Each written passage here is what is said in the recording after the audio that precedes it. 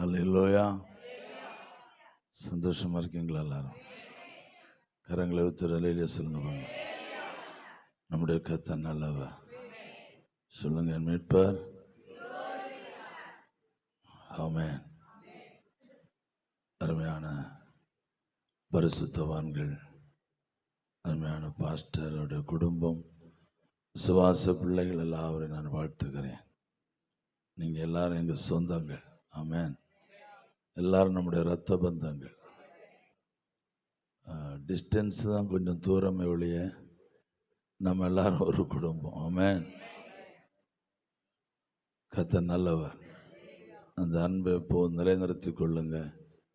பரிசுத்தவான்கள், கர்த்தரை ஆராதிக்கிற பிள்ளைகள் எல்லாரும் ஒரு குடும்பம் என்கிற எண்ணத்தை எப்போதும் மனதில் வைத்து கொள்ளணும். ஒரு நிமிஷம் நம்ம தலைகளை சாய்த்து நம்ம ஜெபிக்கலாம். இந்த கடைசி நாள் செய்திக்காக இன்னும் ஒரு விசை அநேக பரிசுத்தவான்கள் ஜெபித்தார்கள். ஆனாலும் ஒரு விசை கூட ஆண்டவரிடத்தில் நம்ம ஜெபிக்கலாம். கர்த்தாவே, ஆண்டவரே பேசணும்ப்பா, நீங்கள் பேசணும். உங்கள் வார்த்தை வெளிப்படணும். கர்த்தாவே, நீங்கள் பேசுங்கப்பா. அடியான மறைச்சு நீங்கள் பேசுங்க. அடியான இடத்துல என்ன இருக்கிறதப்பா? ஒன்றும் இல்லை. நிற்பதன் மூலமாக அது இருப்பது உங்கள் கிருபை. ஆண்டவரே, நீங்கள் பேசுங்க. ஆண்டவரே, இந்த ஜனத்தோடு நீங்கள் இடப்படுங்க. இந்த மக்களோடு கூட நீங்கள் பேசுங்கப்பா. உங்கள் மகிமையுள்ள வார்த்தை வெளிப்பட செய்யுங்க. இந்த வார்த்தைக்கு ஜீவன் உண்டு. இந்த வார்த்தை நம்முடைய பிள்ளைகள் எல்லாருடைய இதயங்களிலும் எழுதப்படட்டும். ஆண்டவரே, எல்லாருடைய இதயங்களில் எழுதப்படும்படி ஆண்டவர் உதவி செய்ய வேண்டும் என்று ஜெபிக்கிறேன். கூட இருப்பீராக. பலப்படுத்துங்கப்பா. இயேசுவின் நாமத்தில் ஜெபிக்கிறோம். ஜெபங்கள் எங்கள் ஜீவன் நல்ல பிதாவே. ஆமென். வெளிப்படுத்தின விசேஷம் 20ஆம் அதிகாரம் 11 முதல் 15 வரையான வசனங்களை வாசிப்போம். வெளிப்படுத்தின விசேஷம் 20ஆம் அதிகாரம்.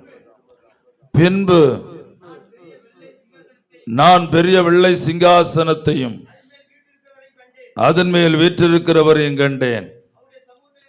அவருடைய சமூகத்திலிருந்து பூமியும் வானம் அகன்று போயின. அவைகளுக்கு இடம் காணப்படவில்லை. மரித்தோராகிய சிறியோரையும் பெரியோரையும் தேவனுக்கு முன்பாக நிற்க கண்டேன். அப்பொழுது புஸ்தகங்கள் திறக்கப்பட்டன. ஜீவ புஸ்தகம் என்னும் வேறொரு புஸ்தகம் திறக்கப்பட்டது. அப்பொழுது அந்த புஸ்தகங்கள் எழுதப்பட்டவைகளின்படியே வசிங்க மரித்தோர் தங்கள் தங்கள் கிரியைகளுக்கு தக்கபடி நியாய தீர்ப்படைந்தார்கள். சமுத்திரம் தன்னில் உள்ள மரித்தோரை ஒப்புவித்தது. மரணமும் பாதாளமும் தங்களில் உள்ள மரித்தோரை ஒப்புவித்தன. யாவரும் தங்கள் தங்கள் கிரியைகளின்படியே நியாய தீர்ப்படைந்தார்கள். அப்பொழுது மரணமும் பாதாளமும் அக்கினி கடலிலே தள்ளப்பட்டன. இது 2ஆம் மரணம். ஜீவ புஸ்தகத்தில் எழுதப்பட்டவனாய் காணப்படாதவனவனோ அவன் அக்கினி கடலிலே தள்ளப்பட்டான். இது இந்த பூமியுடைய கடைசி நியாய தீர்ப்பு. இந்த பூமி நியாய தீர்க்கப்படுவதற்காக வைக்கப்பட்டிருக்கிறது.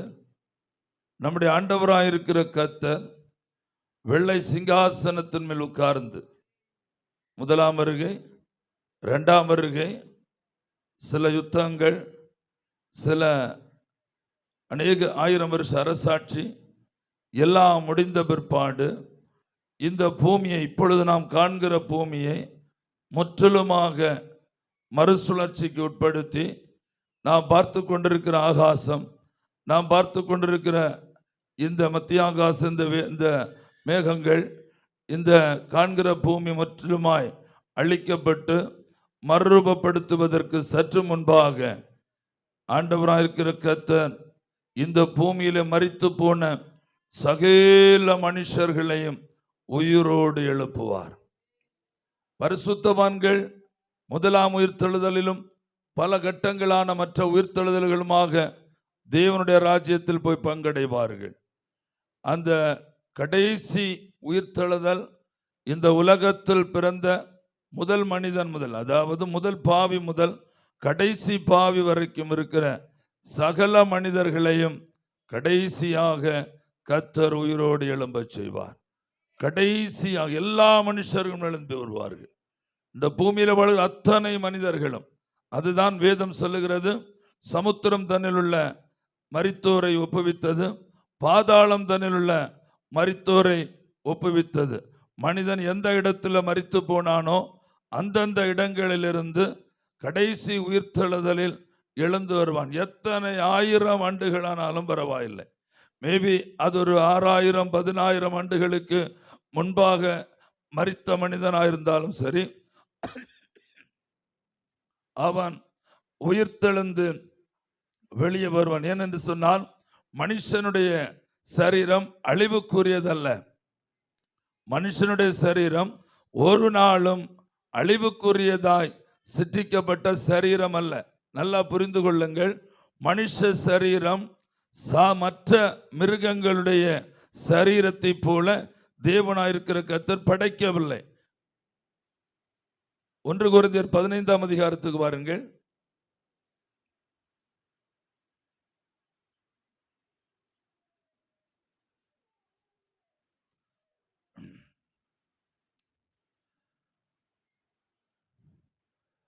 வானத்துக்குரிய அதனுடைய 40வது வசனத்தின் மூலம் அந்த அதிகாரம் முழுவதும் நீங்க வாசிக்கணும். உங்களுக்கு புரியணும்னா நான் 1-2 வசனங்களை மாத்திரம் வாசிக்கிறேன். வானத்துக்குரிய மேனிகளும் உண்டு, பூமிக்குரிய மேனிகளும் உண்டு. வானத்துக்குரிய மேனிகளுடைய மகிமை வேறே, பூமிக்குரிய மேனிகளுடைய மகிமை வேறே. சூரியனுடைய மகிமை வேறே, சந்திரனுடைய மகிமை வேறே. நட்சத்திரங்களுடைய மகிமை வேறே. மகிமையிலே நட்சத்திரத்துக்கு நட்சத்திரம் விசேஷித்திருக்கிறது. மரித்தோரின் உயிர்த்தெழுதலும் அப்படியே இருக்கும். அழிவுள்ளதால் விதைக்கப்படும், அழிவுள்ளதாய் எழுந்திருக்கும். கனவீனம் உள்ளதாய் விதைக்கப்படும், மகிமை உள்ளதாய் எழுந்திருக்கும். பலவீனம் உள்ளதாய் விதைக்கப்படும், பலமுள்ளதாய் எழுந்திருக்கும் என்று பரிசுத்த வேதாகமம் மிக தெளிவாய் சொல்லுகிறது. Price the Lord. அதாவது பறவைகளுடைய அந்த மேனி வேறே, மிருகங்களுடைய மேனி வேறே. ஒரு மனுஷனுடைய சரீரம் என்று சொல்லுவது, அதாவது இந்த பூமியிலே இருக்கிற எல்லா மிருகங்களுடைய சரீரமும் மண்ணுக்கு திரும்பிவிடும், மண்ணோடு மண்ணாய் போய்விடும், அழிந்துவிடும். பறவைகள் மரித்து போனால் மறுபடியும் உயிர்ப்பதில்லை, அது அழிந்துவிடும். மிருகங்கள் மரித்து போனால் அது மறுபடியும் உயிர்ப்பதில்லை, அது அழிந்துவிடும். ஒரு பிள்ளை என்னிடத்தில் கேட்டாள், எங்களுடைய நாய் எங்களோடு கூட பரலோகத்தில் வருமா பாஸ்டர்னு கேட்டாள். ஹல்லேலூயா. நான் வளர்த்தி கொடுக்கிற நாய் என்னோடு கூட பரலோகத்தில் வருமான்னு கேட்டாள். முதல்ல நான் சொன்னேன், நீ போறதுக்கு பிரயாசப்படும், நாயை பற்றி நமக்கு அப்புறம் பார்த்துக்கலான்னு சொன்னேன். நாய் என்ன செய்யாது? உயிர்த்தெழுதலிலே பங்கடையாது. அது செத்து போனால் செத்து போனதுதான். உலகத்தில் எல்லா ஜீவராசிகளும் செத்து போனால் செத்து போனதுதான். அதுக்கு மறுபடியும் உயிர்ப்பு கிடையாது. ஆனா மனுஷன் மாத்திரம் அப்படிப்பட்டவன் அல்ல. மனுஷனை தேவன் அப்படி படைக்கவில்லை. மனுஷன் நித்திய காலம் உயிரோடு இருக்கும்படியாகவே மனுஷனை தேவன் படைத்திருக்கிறான். அவன் நித்திய காலம் உயிரோடு இருப்பான். அவனுக்கு மரணமே இல்லை, அவனுக்கு அழிவே இல்லை.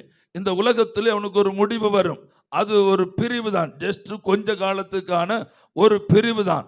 மறுபடி அவன் உயிர்த்தெழுந்து வெளியே வருவான். அதுதான் அந்த கடைசி உயிர்த்தெழுதல். அது பாவிகளுடைய உயிர்த்தெழுதல். எல்லா மரித்து போகிற பாவிகளுடைய சரீரம் இந்த மண்ணுக்குள்ளே இருக்கும், ஆத்துமா தேவனோடு கூட இருக்கும். அது அந்த வேளையிலே சரியான நேரத்தில் அந்த ஆவி சரீரத்தோடு இணையும். சரியான நேரத்தில் அது உயிர்த்தெழுந்து வெளியே வந்து ஆண்டவராக இருக்கிற கர்த்தருக்கு முன்பாக ஒன்றாய் சேர்க்கப்பட்டு கூட்டப்படும். அந்த கூட்டப்படுகிற வேளையிலே ஜீவ புஸ்தகங்கள் திறக்கப்படுகிறது. ஜீவ புஸ்தகம் என்று சொல்லப்படுகிற ஒரு புஸ்தகத்தை திறந்து தனக்கு முன்பாக இருக்கிற மனுஷர்களுக்கு அது ஆண்டவர் காண்பித்து கொடுப்பார். எதற்காக காண்பித்து கொடுக்கிறார் என்று சொன்னால், உன்னுடைய பெயர் இங்கே இல்லை என்கிறதை அவனுக்கு காண்பித்து கொடுப்பார். அதாவது உன்னுடைய பெயர் இங்கே இருந்தது ஒரு காலத்தில், ஆனால் அது இன்றைக்கு இல்லை, வெட்டப்பட்டு விட்டது என்பதை காண்பிப்பதற்காக அது ஜீவ புஸ்தகம். இந்த பூமியில பிறக்கிற சகல மனிதர்களுடைய பெயரும் அதுல இருக்கும். கிருபையின் காலம் முடிகிற வரைக்கும் அதிலே இருக்கும். கிருபை அவனை தொடர்ந்து கொண்டே இருக்கும். சுவிசேஷம் கிருபை அவனை பின்தொடர்ந்து கொண்டே இருக்கும். தேவனுடைய வார்த்தை ரட்சிக்கப்படும்படி அவனை ஏவிக்கொண்டே இருக்கும். எல்லா விதத்திலும் அவனுடைய ஆத்தும மீட்புக்காக சுவிசேஷம் அல்லது கிருபையா இருக்கிற கர்த்தருடைய ஆவி அவனோடு போராடி கொண்டே இருக்கும். அவனுடைய கடைசி மூச்சு வரைக்கும் அவனை தேடிக்கொண்டே இருக்கும். அவனோ தனக்கு வருகிற கிருபையை போக்கடித்து கொண்டு ஒரு நாள் மரித்து போவானையாக. அப்படி கிருபை தேடி வந்ததுனால தான் நாம் இன்றைக்கு விசுவாசிகளாகவும் போதகர்களாகவும் அப்போஸ்தலர்களாகவும் சுவிசேஷர்களாகவும் ரட்சிக்கப்பட்டவர்களாகி இந்த ஜீவபுஸ்தகத்தில் பெயரை உறுதிப்படுத்தினவர்களாய் வாழ்ந்து கொண்டிருக்கிறோம். இன்னும் கிருபை இங்கே போராடி கொண்டிருக்கிறது என்பது உங்களுக்கு நன்றாய் தெரியும். ஒரு கன்வென்ஷன் கூட்டம், ஒரு எழுப்புதல் கூட்டம், ஒரு விசேஷித்த ஆராதனை என்று சொல்லி ஒரு ஸ்பெஷல் ஆராதனை ஒரு தேவ மனுஷன் நடத்தப்பட்டு இன்னொரு தேவ மனுஷனால் பிரசங்கிக்கப்படுகிறது சொன்னால் யாரையோ தேவனுக்கு சந்திக்க வேண்டி அந்த இடத்துல இருக்கிறது. அதனால தான் கிருபையாய் அந்த நாட்களை கூட்டி கொடுத்து அந்த இடத்துல தேவனாயிருக்கிற கர்த்தர் அந்த மனிதனை கொண்டு வந்து உட்கார வைத்திருக்கிறார் என்பது திட்டம். அல்லேலூயா. கிருபை மனிதனை பின்தொடர்ந்து கொண்டே இருக்கிறது. இன்றைக்கு உலகத்தில் வாழுகிற 800 கோடி மக்களுக்கும் கிருபை பின்தொடர்ந்து கொண்டே இருக்கிறது. சுவிசேஷம் பின்தொடர்ந்து கொண்டே இருக்கிறது. வசனம் பின்தொடர்ந்து கொண்டே இருக்கிறது. கூட்டங்களுக்கு அளவே இல்லை. கன்வென்ஷன்கள், சுவிசேஷ கூட்டங்கள், இன்னும் எத்தனையோ விதத்திலே சுவிசேஷம் 800 கோடி மக்களுக்கு என்ன செய்கிறது? பின்தொடர்ந்து கொண்டே வருகிறது. அதில் சிலர் ஏற்றுக்கொள்ளுகிறார்கள், சிலர் ஏற்றுக்கொள்ளவில்லை, சிலர் கேட்கிறார்கள், சிலர் கேட்கவே விரும்பவில்லை, சிலர் இது அந்நிய காரியம் எண்ணுகிறார்கள், சிலர் சொந்த காரியமாக கூட இதை நினைப்பதில்லை, சிலர் மொத்தமாகவே இது கிறிஸ்தவர்களுடைய வசனம் என்று சொல்லி உதாசீனப்படுத்தி கொண்டே இருக்கிறார்கள். எப்படியோ அவர்களுடைய பெயர்கள் கடைசி வரைக்கும் காக்கப்பட்டு அவர்கள் ரட்சிக்கப்படாத பட்சத்தில் அவர்கள் பெயர்கள் என்ன செய்யப்படுகிறது? ஜீவ புஸ்தகத்திலிருந்து வெட்டி போடப்படுகிறது, கிறுக்கி போடப்படுகிறது. கிருபை கடைசி வரைக்கும் போராடியும், கடைசி மூச்சு வரைக்கும் கிருபை போராடியும் மனம் திரும்பாதவருடைய பெயர்களை கர்த்தர் என்ன செய்கிறார்? வெட்டி போடுகிறார். அப்படி புஸ்தகம் திறக்கப்பட்டு அவர்களுக்கு காண்பிக்கப்படுகிறது. அதுதான் ஃபைனல் ஜட்ஜ்மெண்ட். ஒரே ஒரு நியாய தீர்ப்பு தான் அங்கே சொல்லப்பட்டிருக்கிறது. அக்கினியும் கந்தகம் எரிகிற கடலில் அவர்கள் தள்ளப்பட்டார்கள். ஜீவ புஸ்தகத்தில் எழுதப்பட்டவனாக காணப்படாதவன் எவனோ அவன் அக்கினி கடலிலே தள்ளப்பட்டான். இதுதான் இந்த உலகத்துடைய கடைசி நியாய தீர்ப்பு. அல்லேலூயா. ஃபைனல் ஜட்ஜ்மென்ட் டே. ஆமென். ஒரு ஆமென் சொல்லுங்களேன். இதுக்கு பெயர் சொல்லப்பட்டிருக்கு நரகம். இதுக்கு என்ன பெயர் சொல்லப்பட்டிருக்குன்னா நரகம், அக்கினி கடல். ஆமென். நரகம் என்று சொல்லப்பட்டிருக்கிறது இதனுடைய பெயர். Price the Lord. இனி நம்ம செய்திக்கு உள்ளாக வரும். இது தலையங்கம் தான். Price the Lord. இது ஹெட்லைன். இனிதான் அந்த செய்தியுடைய ஆழத்துக்குள்ளே நம்ம போக போறோம். நரகத்தை தேவன் யாருக்காக உண்டு பண்ணினார்? ஒன்றாவதாக, நரகம் மனுஷனுக்காக சிற்றிக்கப்பட்டது அல்ல. நான் மறுபடியும் சொல்லுகிறேன், மனுஷனை தேவன் தம்முடைய சாயலாய் சிற்றித்தார். அவனை ஒரு நாளும் நரகத்துக்கு உரியவனாய் தேவன் அவனை சிற்றிக்கவே இல்லை. ஆனால் நரகம் எதற்காக சிற்றிக்கப்பட்டது என்று சொன்னால் மத்தேயு 25:41 வாசியுங்கள். மத்தேயு 25:41.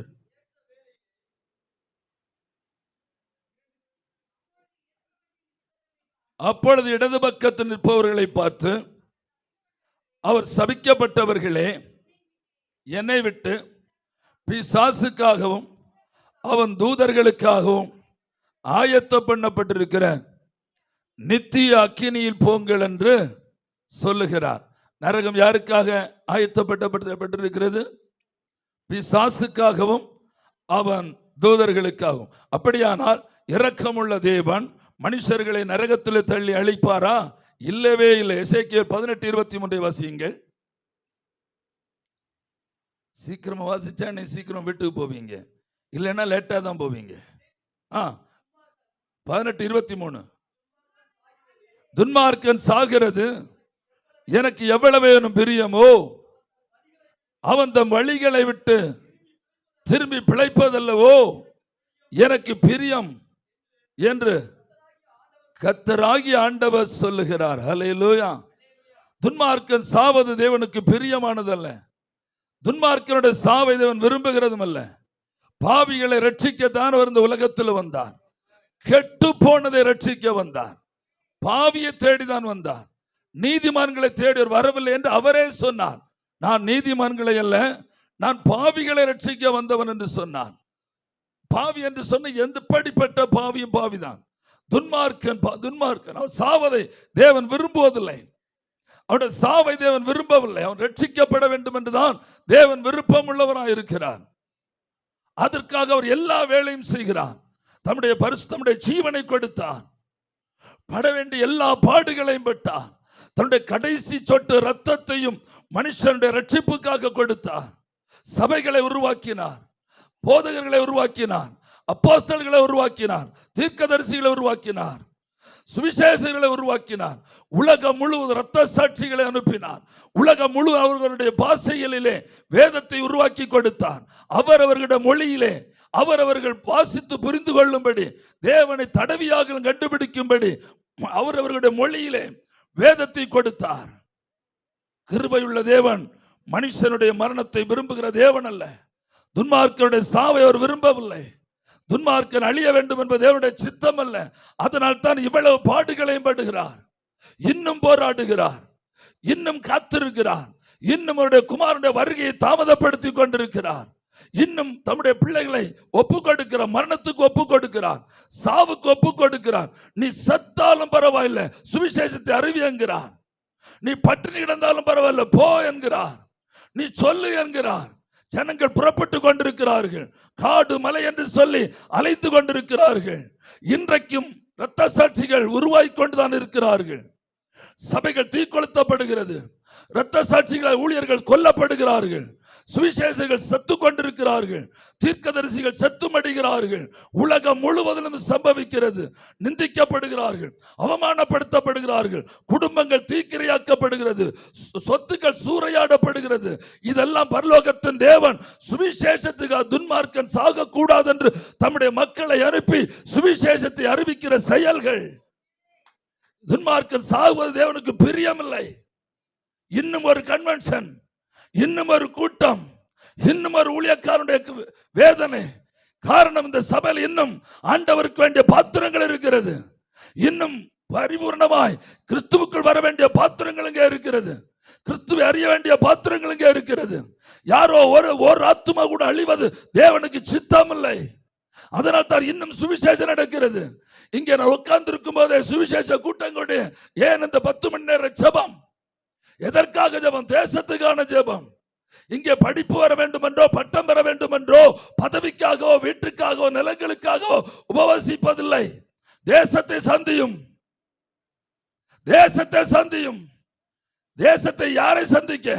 பாவிகளை சந்தியும், துன்மார்க்கர்களை சந்தியும். ஹல்லேலூயா. ஜனங்கள் செத்து கொண்டிருக்கிறார்கள். கர்த்தருடைய ஊழியர்கள் செத்து மடிந்து கொண்டிருக்கிறார்கள். கர்த்தருடைய ஊழியர்கள் ஒவ்வொரு நாளும் வேதனையில் திகைத்து கொண்டிருக்கிறார்கள். எதற்காக? கர்த்தர் அனுமதிக்கிறார். இதெல்லாம் கர்த்தர் அனுமதிக்கிறார். துன்மார்க்கன் சாகக்கூடாது, ஒரு பாவியும் சாகக்கூடாது, ஒரு குடிகாரம் சாகக்கூடாது, ஒரு அந்தகாரத்தில் வாழுகிற ஒரு மனிதனும் சாகக்கூடாது, ஒரு ரவுடியும் சாகக்கூடாது, ஒரு பொல்லாதவன் அழியக்கூடாது, ஒரு விக்கிரக ஆராதனைக்காரன் அழியக்கூடாது, ஒரு சாத்தானுடைய ஆராதனைக்காரன் அழியக்கூடாது, ஒரு சாத்தானுடைய ஆராதிகள் மனம் திரும்ப வேண்டும் என்பது தேவனுடைய சித்தம். அதனால தான் தேவன் இவ்வளவு காரியங்களை தேசத்தில் செய்து கொண்டிருக்கிறார். இன்னும் சபைகள் கட்டப்படுகிறது. இன்னும் இன்னும் ஜனங்கள் ஓடிக்கொண்டிருக்க தங்களை அப்படின்ற தேவனுடைய மனுஷர்கள் தங்களை இழந்து தேவனுடைய ராஜ்யத்தை கட்டுவதற்காக புறப்பட்டு கொண்டிருக்கிறார்கள். இதெல்லாம் பரலோகத்தின் தேவன் அனுமதித்து அழைத்து அனுப்பி கொண்டிருக்கிறார். காரணம், ஒரு துன்மார்க்கனும் சாகக்கூடாது. இது எல்லாம் மீறி கிருபை வழியின் தள்ளி, சுவிசேஷத்தின் தள்ளி, வார்த்தையின் தள்ளி, தனக்கு முன்பாக இருக்கிற ஜீவனை உதாசீனப்படுத்தி, அதை காயப்படுத்தி, அதை அற்பமா எண்ணி செத்து போகிற மனுஷனுக்கு நீதியான நியாய தீர்ப்பை வழங்குவது நியாயம்தானே? நியாயமா இல்லையா? அதுதான் பிசாசுக்காகவும் அவன் கூட்டத்தாருக்காகவும் ஆயத்தம் பண்ணப்பட்டிருக்கிற நித்திய அக்கினியில் போங்கள் என்று கடைசியாக அவர்களுக்கு நியாய தீர்ப்பு வழங்கி விடுகிறார் கர்த்தர். ஒரு ஆமென் சொல்லுங்க. ஹல்லேலூயா. எபிரேயர் 9:27 வாசிங்க. எபிரேயர் 9:27. அன்றியும் ஒரே தரம் மரிப்பதும் பின்பு நியாய தீர்ப்பு அடைவதும் மனுஷனுக்கு நியமிக்கப்பட்டிருக்கிற ஒன்று. ஒரு தரம் மரணம், பின்பு நியாய தீர்ப்பு. நியாய தீர்ப்புக்காக மனுஷன் இந்த பூமியில் மண்ணிலிருந்து எழும்பி வர வேண்டும். ஹல்லேலூயா. நியாய தீர்ப்பை பெற்றுக் கொள்வதற்காக சகல மனிதர்களும் இந்த பூமியில் இந்த ஒரு நாள் முளைத்தெழும்பி வெளியே வரத்தான் வேண்டும். ஒரு ஆமென் சொல்லுங்களேன். அவனுக்கு அவனுடைய கிரியைகளின்படி பலன் கொடுப்பது தேவனுடைய நீதி. அவன் செய்த கிரியைகளுக்கு தக்கபடி தேவனுடைய கருத்தில் அவன் பலன் வாங்கி கொள்ள மனுஷன் இந்த உலகத்தில் மறுபடியும் எழுந்து வரத்தான் செய்வான் என்று வேதம் சொல்லுகிறது. வெளிப்படுத்தல் 11:18 வாசியுங்கள். வெளிப்படுத்தல் 11:18. எரேமியா 21:14.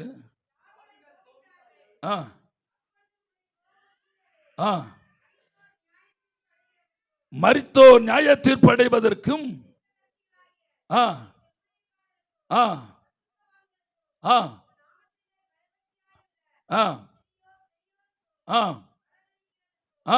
பூமியை கெடுத்தவர்களை கெடுக்கிறதற்கு காலம் வந்தது என்று சொல்லி தேவனை தொழுது கொண்டார்கள். ஒரு ஆமென் சொல்லுங்களேன். எரேமியா 21:14 வாசிங்க.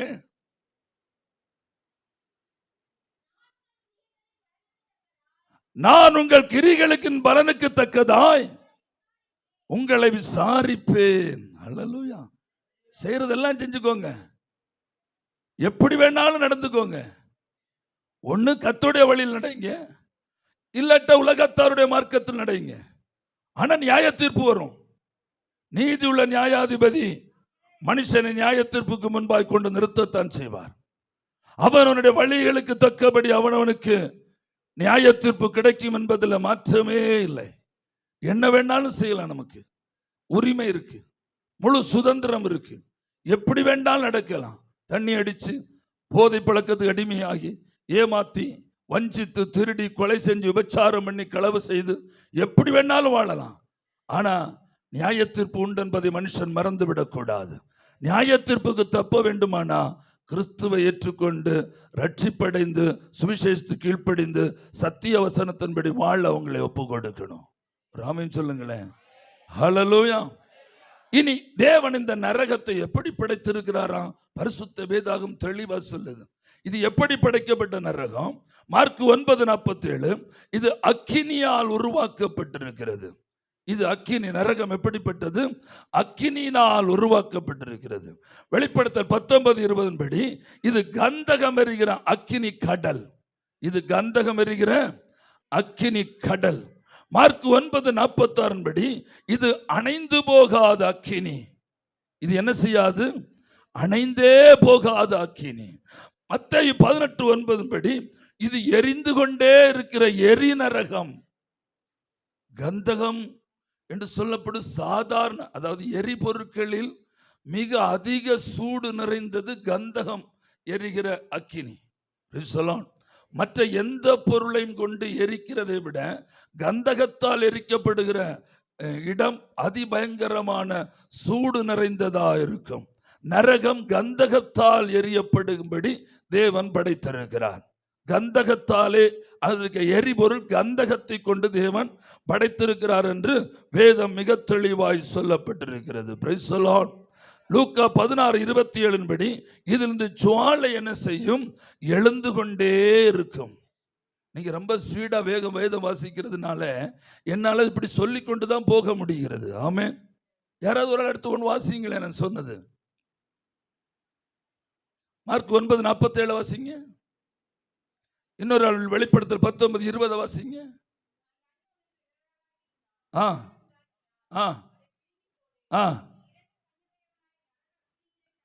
நரக அக்கினி. போதும், நரக அக்கினி.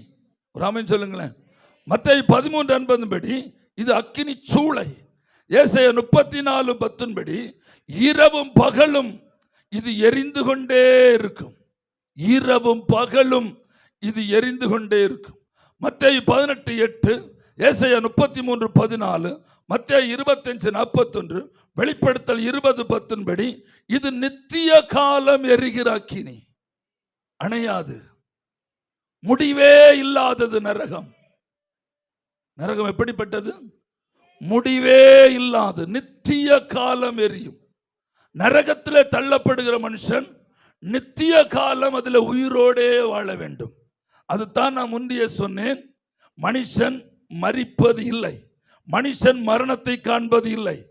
ஒன்று நரகத்தில் அவன் உயிரோடு இருக்க வேண்டும், இல்லது பரலோகத்தில் அவன் உயிரோடு இருக்க வேண்டும். பரலோகமும் நித்தியம், நரகமும் நித்தியம். நான் எதற்கு வேத வசனத்தின் ஆதாரத்தோடு பிரசங்கிக்கிறேன் என்று சொன்னால், கள்ள போதகர்கள் ஓரற்ற முதல் மரற்றம் வரைக்கும் எழும்பி இரக்கமுள்ள தேவன் மனிதனை நரகத்தில் தள்ளி நித்திய காலம் அழிக்க போவது இல்லை, அவனை முற்றிலுமாய் அழித்து விடுகிறார் என்கிற பிரசங்கத்தை என் காது வழியா நான் கேட்டு கண் வழியாய் பார்த்தேன். டெலிவிஷனில் பிரசங்கித்துக் கொண்டிருந்த ஒரு மனுஷன், சாந்திராக் சாமுவேல் என்று சொல்லுகிற ஒரு மனுஷன் இன்றைக்கு பிரசங்கித்துக் கொண்டிருக்கிறார். அவருடைய பிரசங்கத்தை நான் கேட்டேன். நரகம் நித்தியமானது அல்ல, நரகம் நித்தியமானது அல்ல. இரக்கமுள்ள தேவன் மனிதனை அப்படி செய்வது இல்லை, அவனை அழித்து விடுகிறார். அப்படி என்றால் கொன்று விடுகிறார். அப்படின்னா வெரி சிம்பிள். மனிதன் அதான சொல்றான், ஏதோ வாழுறோம், அனுபவிக்கிறோம், செத்து போறோம். ஏதையா பரலோகம், ஏது சொர்க்கம், ஏது நரகம், அப்படிதான் கேட்கிறான். அப்படின்னா அவன் தான் ரைட்டு, நம்ம தவறு. இவர் சொல்றது உண்மைன்னா அவன் ரைட்டு, ஆனா வேதம் சொல்றது உண்மைன்னா நான் சொல்றதா ரைட்டு. வேதம் இது நித்தியம், நரகம் நரகம் நித்தியம், நரகம் அழிவில்லாது, முடிவில்லாதது.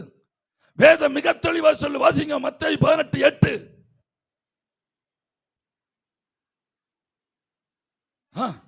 எப்படி?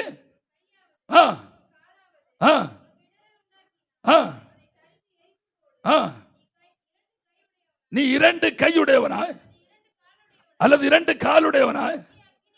என்ன அக்கினி? என்ன அக்கினி? வாசி, சில்ல சொல்ல, நீ சொல்ல. என்ன அக்கினி? என்ன அக்கினி? நித்திய அக்கினி. போதும் போதும், அதான் நமக்கு வேணும், நித்திய அக்கினி. Price the Lord. வேத புரட்டகர்களுக்கு எச்சரிக்கையா இருக்கணும். ஆமென். இதுல எல்லாம் சந்தேகம் வரணும். சந்தேகம் வந்து உங்களை நடத்துகிற மேய்ப்பனிடத்தில் போய் இதெல்லாம் தெளிவா சந்தேகம் கேட்கணும். ஆமென். ஏமாந்து விடக்கூடாது. Price the lord. நரகம் நித்திய அக்கினி. ஏசாயா 33:14 வாசி. ஏசாயா 33:14. சியோனில் உள்ள பாவிகள் திகைக்கிறார்கள், பட்சிக்கும் அக்கினிக்கு முன்பாக. என்ன ஜுவாலை? என்ன ஜுவாலை? நித்திய ஜுவாலை. நான் கேட்கிறேன், அந்த ஐஸ்வர்யவான் அந்த அக்கினியில கிடந்து என்ன சொல்றான்? அந்த அக்கினியில கிடந்து என்ன சொல்றான்? நான் வேதனைப்படுகிறேனே சொல்றான். அப்போ இந்த பாஸ்டர் சொல்றது சரின்னா எத்தனை நிமிஷத்துக்கு தாங்கும் அந்த சரீரம்? சொல்லுங்க. ஏன் பாஸ்டர் எத்தனை நிமிஷத்துக்கு தாங்கணும்? மேபி ஒரு செகண்ட். இது கந்தகம் எரிகிற கடல் என்று சொன்னா இந்த அக்கினி ஏதோ ஒன்னாகட்டும், எத்தனை நிமிஷத்துக்கு அந்த ஐஸ்வர்யமா பேசிக்கொண்டிருக்க முடியும்? ஒரு செகண்ட் தான் ஐயா தாங்கும். ஆனா அவன் உயிரோடு இருக்கிறான். லாசரு மேல இருக்கிறத பார்க்கிறான், லாசரு சுகமா இருக்கிறத பார்க்கிறான், கண்ணை திறந்து பார்க்கிறான், கண் ஒர்க் ஆகுது, மூளை ஒர்க் ஆகுது, நினைவுகள் எல்லாம் ஒர்க் ஆகுது. தான் வாழ்ந்த காலத்தில் தனக்கு பூமியில் 5 சகோதரர்கள் இருந்த நினைவுகள் எல்லாம் சரியா ஒர்க் ஆகுது. எல்லாம் ஒர்க்கிங் கண்டிஷன்ல இருக்குது. வாதிறந்து பேச ஆரம்பிக்கிறான். ஹல்லேலூயா, பிரைஸ் தி லார்ட். அப்படின்னா இவங்க அக்கினியில வேதனைப்பட்டு கொண்டே இந்த அத்தனை உணர்வுகளோடு வாழுகிறான். இந்த அக்கினியிலே அவன் வேதனைப்பட்டு கொண்டே அத்தனை உணர்வுகளோடும் அங்க உயிரோடு இருக்கிறான். அதுதான் கொடிய வேதனை. இதுதான் நரகம். ஹல்லேலூயா. இது நித்திய காலமானது, முடிவில்லாதது. ஒரு நாளும் அங்கிருந்து ரட்சிக்கப்பட முடியாது. ஒரு நாளும் அந்த இடத்திலிருந்து வெளியே வர முடியாது. மீட்பே கிடையாது. உயிரோடு இருக்கிற நாள் வரைக்கும் மீட்பு இருக்கிறது, கிருபை இருக்கிறது, நாம் தப்பித்துக் கொள்ள வழி இருக்கிறது. நாம் இந்த உலகத்தை நேசியாமல், சாத்தானுடைய வழிகளை விரும்பாமல், தேவனுடைய வழிகள் மேல் பிரியம் வைத்து கொஞ்ச காலம் ஆண்டவருக்காய் பாடுகளை சகித்துக் கொண்டு தேவன் தருகிற நன்மைகளை மட்டும் அனுபவித்துக் கொண்டு வாழ்ந்து வசனத்துக்குள்ளாய் நிற்போமையானால் நித்திய காலம் ஜீவனுக்குள்ளே பிரவேசித்து விடுவோம், ஜீவனை அனுபவிப்போம். ஆனால் அதே வேளையில் மனதும் மாம்சம் தோன்றின வழியில் நாம் வாழ விரும்பி கிருபை அசட்டை பண்ணுவீர்களே ஆனால், சுவிசேஷத்தை அசட்டை பண்ணுவோமையானால், நம்முடைய இஷ்டப்படி வாழ நாம் மனம் விரும்பி நம்முடைய இஷ்டப்படி நம்முடைய வழிகளை அமைத்துக் கொண்டு வாழ்ந்து நரகத்தில் போவோமே ஆனால், ஒன்ன புரிஞ்சுக்கோங்க, அங்கிருந்து வெளியே வரவே முடியாது. ஹல்லேலூயா. இந்த ரோமன் கத்தோலிக்க சபை சொல்றது போலையும் இஸ்லாம் மதம் சொல்றது போலையும் அங்கே ஒரு உத்தரிக்கிற ஸ்தலம் ஒன்று இருக்கிறது. இங்கிருந்து பாவிகளை கொண்டு போய் அந்த ஸ்தலத்தில் வச்சு கொண்டு அங்கே அங்கே இருக்கிற தெய்வம் அவர்களை சுத்திகரித்து சில தண்டனைகளை கொடுத்து மறுபடி சுத்திகரித்து அங்கிருந்து அப்படியே ஷிஃப்ட் பண்ணி பைபாஸ் வழி, அங்கிருந்து பைபாஸ் வழி பரலோகத்துக்கு ஏற்றி விடுறவர்னு சொல்றாங்க. அப்படி இந்த பரிசுத்த வேதாகமத்தில் எழுதப்படலை. அப்படி ஒரு வழி இருக்கும் வாய்ப்பே கிடையாது. இல்ல, அப்படி ஒரு வழி இல்லை. ஹல்லேலூயா. இனி பரலோகத்துக்கு வேற எவரும் கொண்டு செல்ல முடியாது. மரித்து போற மனிதர்களிடத்தில் ஜெபித்து நம்முடைய பாவங்களை மன்னிப்பு பெற்றுக் கொள்ள முடியாது. ஹல்லேலூயா. இயேசுவின் தாயாகிய மரியாளிடத்தில் எங்களுடைய பாவங்களுக்காய் வேண்டிக் கொள்ளும் என்று சொன்னால் மரியாளால நம்முடைய பாவங்களை மன்னிக்க முடியாது. அது மரித்து போன லேடி, அவ்வளவுதான். மரித்து போன ஒரு லேடி, மரித்து போன ஒரு பெண், அவள் நம்மை போன்ற பாடுள்ள ஒரு மனுஷி. தேவன் மரியாளுக்கு பாவங்களை மன்னிக்க உரிமை வழங்கப்படவில்லை. அது மாத்திரமல்ல, நீ இங்கிருந்து பூமியிலிருந்து கூப்பிடும்போது மரியாளுக்கு காது திறக்கவும் செய்யாது, மரியாளு கேட்காது, பவுலுக்கு கேட்காது, டிஜிஎஸ் தினகரனுக்கு கேட்காது. பைபிள் அதுக்கு வழி இல்லை. ஆதியாகமம் முதல் வெளிப்படுத்தல் வரைக்கும் எனக்கு நினைவு தெரிந்த காலம் முதல் வாசித்துக் கொண்டிருக்கிறேன். அப்படி பரிசுத்த வேதாகமத்தில் அப்படி ஒரு இடம் இல்லை. பூமியில மரித்து போன போதகர்களால் இங்கிருந்து கொண்டு ஜெபிக்கிற விசுவாசிக்கு பாவ மன்னிப்பு வழங்க முடியாது. ஆமென். மனிதர்களை வஞ்சிக்கும்படி கர்த்தருடைய பிள்ளை, தேவனுடைய பிள்ளைகளை, நல்ல உள்ளங்களை வஞ்சித்து பணங்களை சம்பாதித்து தங்களுடைய எல்கைகளை விரிவாக்கும்படி இவர்கள் கட்டுக்கதைகளை உண்டு பண்ணி விடுவார்கள். எங்க அப்பா ஆண்டவருடைய வலது பக்கத்தில் இருந்து ஜனங்களுக்காய் பரிந்து பேசிக் கொண்டிருக்கான்னு சொல்லுவாங்க. நீ அதை கேட்டுக்கொண்டு ஆமேன் ஆமேன் ஆமேன் ஐயா ஐயா ஐயா ஐயான்னு நீ கத்தக்கூடாது. பைபிள் அப்படி விவஸ்தை இல்லை. பைபிள் அதற்கு இடம் இல்லை. தேவனை நோக்கி கூப்பிடு, தூதர்களுக்கு காது கேட்காது. நீ இங்கிருந்து ஒரு தூதனை சொல்லி கூப்பிட்டு பிரயோஜனம் இல்லை. சீஷர்களை பார்த்து கூப்பிட்டு பிரயோஜனம் இல்லை. இயேசுடைய தாய் தகப்பனை கூப்பிட்டு பிரயோஜனம் இல்லை. ஏன் செத்து ஒரு நாள் உங்களுடைய போதகர் இந்த உலகத்தை விட்டு போவார். அதுக்கு பிறகு போதகருடைய பேரை சொல்லி கூப்பிட்டு பாரு, காது கேட்காது போதகருக்கு. ஹல்லேலூயா. இயேசு ஒருவரால் தான் காது கேட்க முடியும். அவர் ஒருவருக்கு தான் காது கேட்கும். வேற எவருக்கு காது கேட்க நீ கூப்பிட்டா பதில் வரணும்னா இயேசுவேன்னு தான் கூப்பிடணும். ஹல்லேலூயா. நீ 3000 முறை மரியாளே எங்களுக்காய் வேண்டிக் கொள்ளும் என்று சொல்லிக்கொண்டு ஒரே ஒரு முறை இயேசு உம்முடைய குமாரனா இருக்கிற இயேசுவும் கிருபை பெற்றவரே என்று சொன்ன இயேசு உன்னுடைய ஜெபத்தை கேட்க, அந்த மரியாளுடைய ஜெபத்தை கேட்க போறதில்லை. Praise the lord. ஒரு ஆமென் சொல்லுங்களேன். ஹல்லேலூயா. Praise the lord. நரகம் நித்தியமானது. அடுத்து நரகத்துல என்னென்ன இருக்குன்னு பார்ப்போம். லூக்கா 16:23-31. இது மிகுந்த வேதனை உள்ள இடம். இது எப்படிப்பட்ட இடம்? மிகுந்த வேதனை உள்ள இடம். அங்க உயிருள்ள புழுக்கள் உண்டு. ஏசாயா 14:11 வாசிங்க. ஏசாயா 14:11.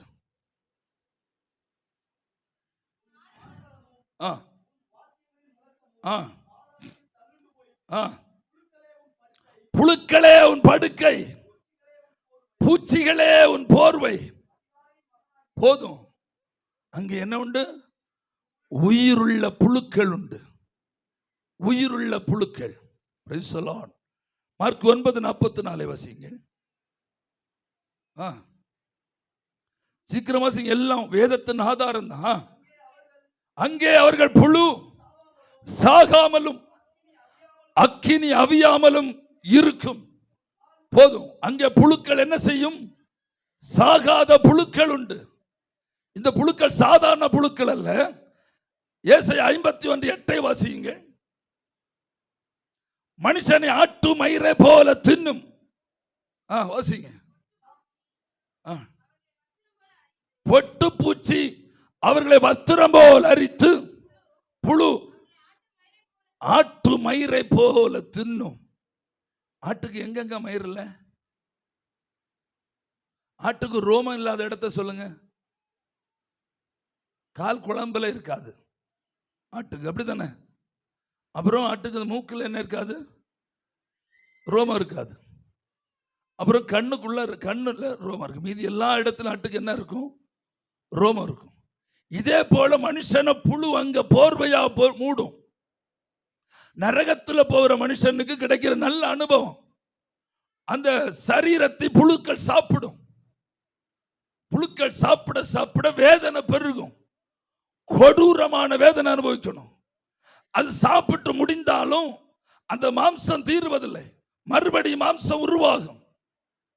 மறுபடியும் மாம்சம் உருவாகி அதையும் சாப்பிட்டு மறுபடியும் உருவாகி அக்கினி கலந்து உருகி. இது கற்பனை கதை அல்லங்க, பரிசுத்த வேதாகமத்தில் இருக்கிற சத்தியங்கள். இது கற்பனை கதை அல்ல. ஹல்லேலூயா. தனக்காய் ஜீவனை கொடுத்த, கடைசி சொட்டு ரத்தத்தையும் கொடுத்த கிறிஸ்துவின் அன்பை தள்ளிவிடுகிறவர்களுக்கு இதையும் விட ஒரு கொடூரமான தண்டனை கிடைக்கும் என்று நீங்க நினைக்கிறீர்களா? ஹல்லேலூயா. அன்பு தேவனுடைய பிள்ளையே, ஜாக்கிரதையா இந்த உலகத்தில் வாழுங்கள். வெறும் வீட்டுக்காக, நகைக்காக, திருமணங்களுக்காக, குழந்தைகளுக்காக, சுகமான வாழ்க்கைக்காக கிறிஸ்துவை சேவிக்கிறது நிறுத்தி விடுங்கள். அப்படிப்பட்ட பிரசங்கங்களை கடலில் எறிந்து விடுங்கள். தேவன் கிருபையாய் கொடுக்கிறதை, இலவசமாய் கொடுக்கிறதை முதலிடத்தில் வைத்து பிரசங்கிக்கிற பிரசங்கங்களை உதறி தள்ளுங்கள். பரிசுத்தத்தை குறித்து பிரசங்கிக்கிற, மனம் திரும்புதலையும் நீதியையும் நியாயத்தையும் குறித்து பிரசங்கிக்கிற பிரசங்கங்களை கேட்டு வாங்குங்கள்.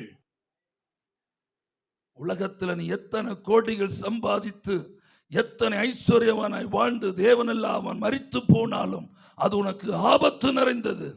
ஆனால் உலகத்தில் உனக்கு ஒன்றுமே இல்லாமல் லாசருவை போல நீ மரித்து போய் நித்தியத்தில் எடுத்துக் கொள்ளப்பட்டால் அதுதான் நீ பாக்கியம். ஹல்லேலூயா.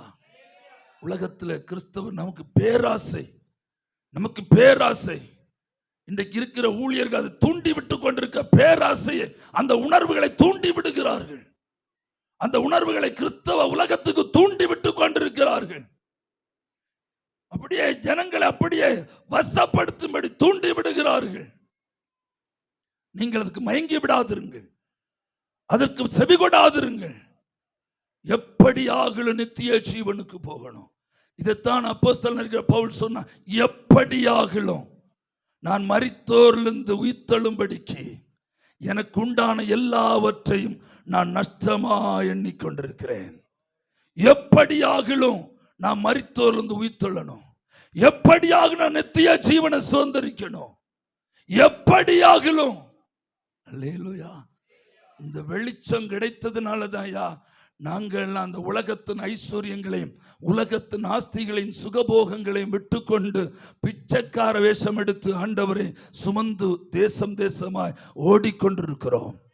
எப்படிப்பட்ட சூழ்நிலையிலும் வாழ பழகி கொண்டு எந்த உணவிலும் திருப்தி உள்ளவர்களாகி எந்த இடத்திலும் சுவிசேஷம் அறிவிக்க ஆயத்தமுள்ளவர்களாக இருப்பதற்கு காரணம், எந்த விலை கொடுத்தாலும் நித்தியத்தில் சென்று சேர வேண்டும், இந்த நரகத்தில் அல்ல இந்த நியாய தீர்ப்புக்குள் வந்துவிடக் கூடாதுங்கிற பயம் இருக்கிறது.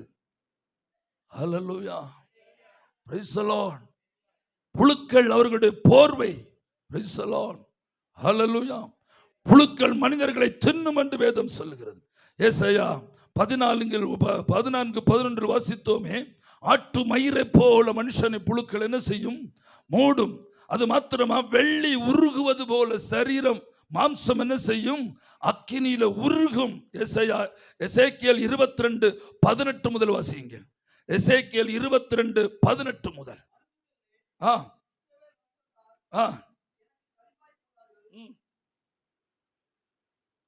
வாசி மக்களை, வாசி. அதுதான்.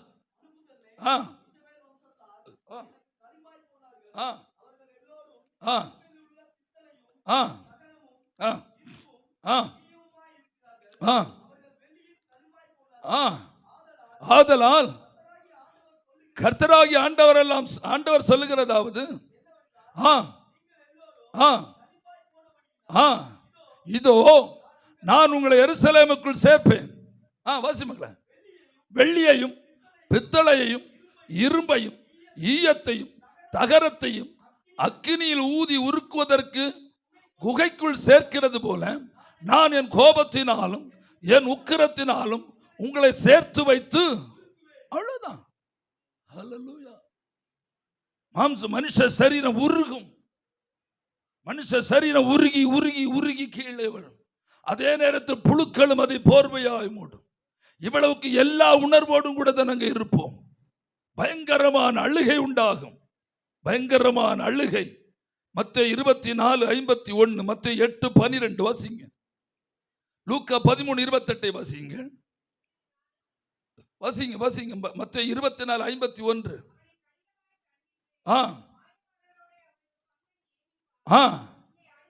அங்கே அழுகையும் பற்கடிப்பும் உண்டாகும். காரணம், லூக்கா 13:28 வாசிங்க.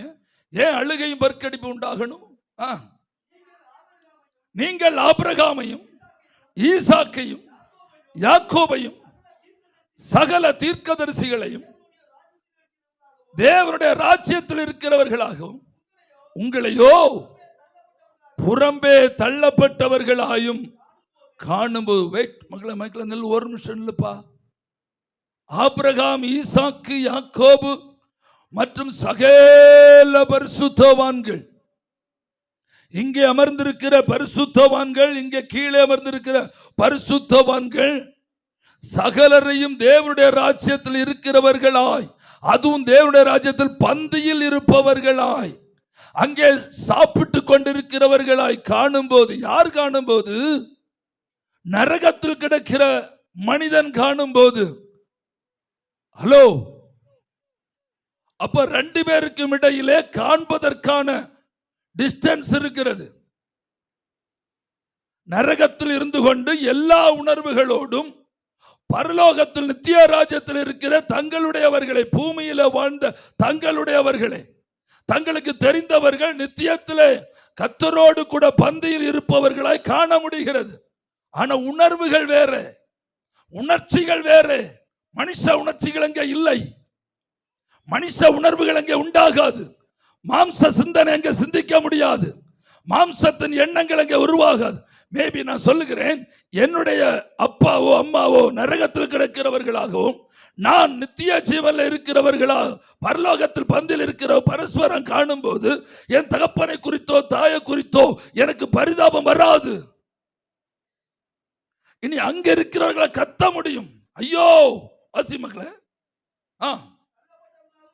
தள்ளப்பட்டவர்களை காணும் போது உங்களுக்கு அழுகையும் பற்கடிப்பும் அங்கே உண்டாயிருக்கும்.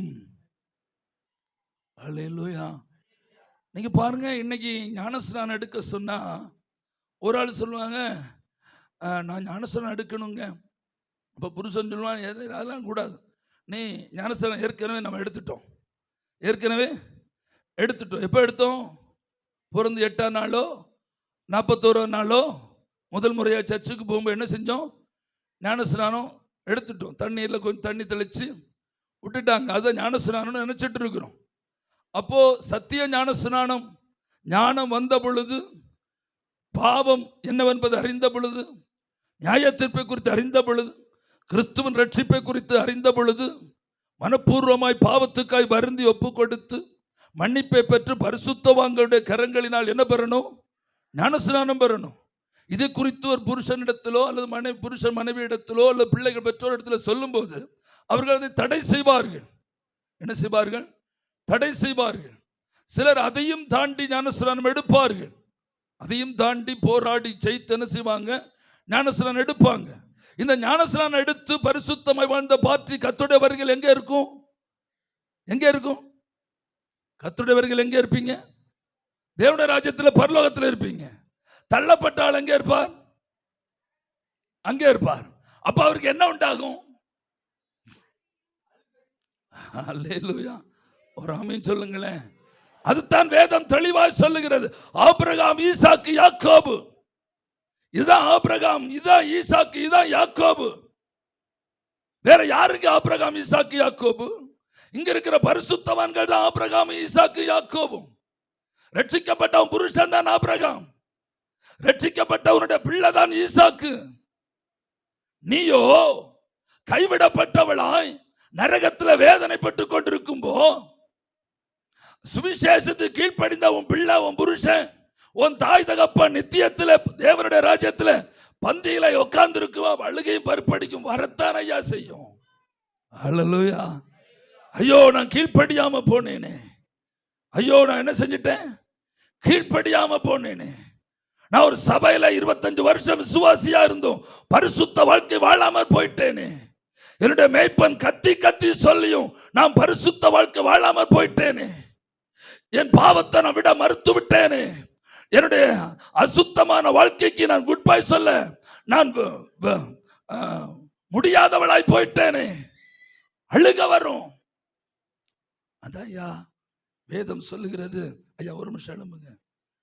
இது யாருன்னு சொல்ற? வேதம் யாருன்னு சொல்றது தெரியுமா? மோசே. வேதம் சொல்லு, இது மோசே. அல்லேலூயா. இது யாரு? மோசே. வேதம் சொல்றது. நான் ஒரு மோசே.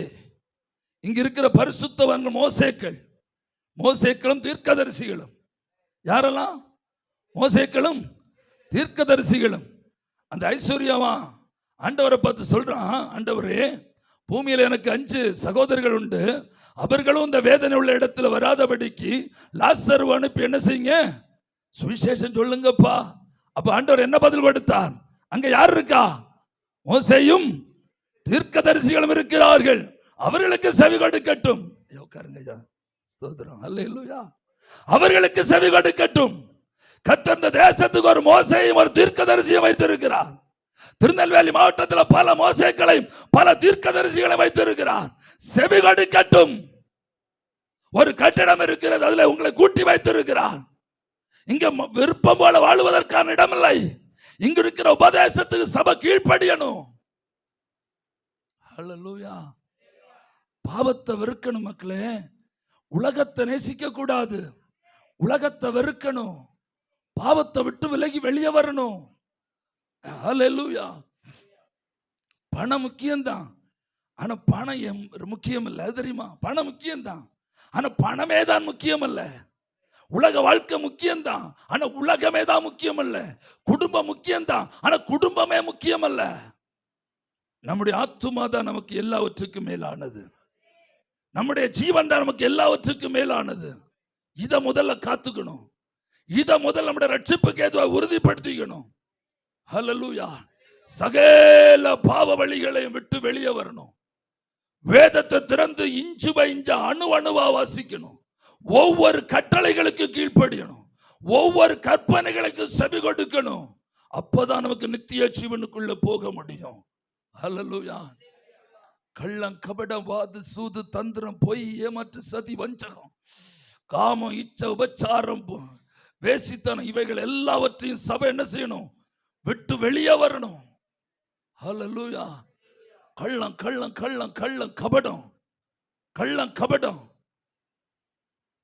வஞ்சகம், ஏமாற்று, சதி, துரோகம், பொய், இது எல்லாவற்றையும் விட்டுவிடணும். மாம்சத்துக்குரிய அனைத்து சுபாவங்களை விட்டு வெளியே வரணும்.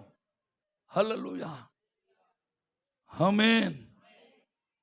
சொல்றேன், கீழே வருது. Price the Lord. பயங்கரமான அழுகையும் பற்கடிப்பும் உண்டு, தாகம் உண்டு.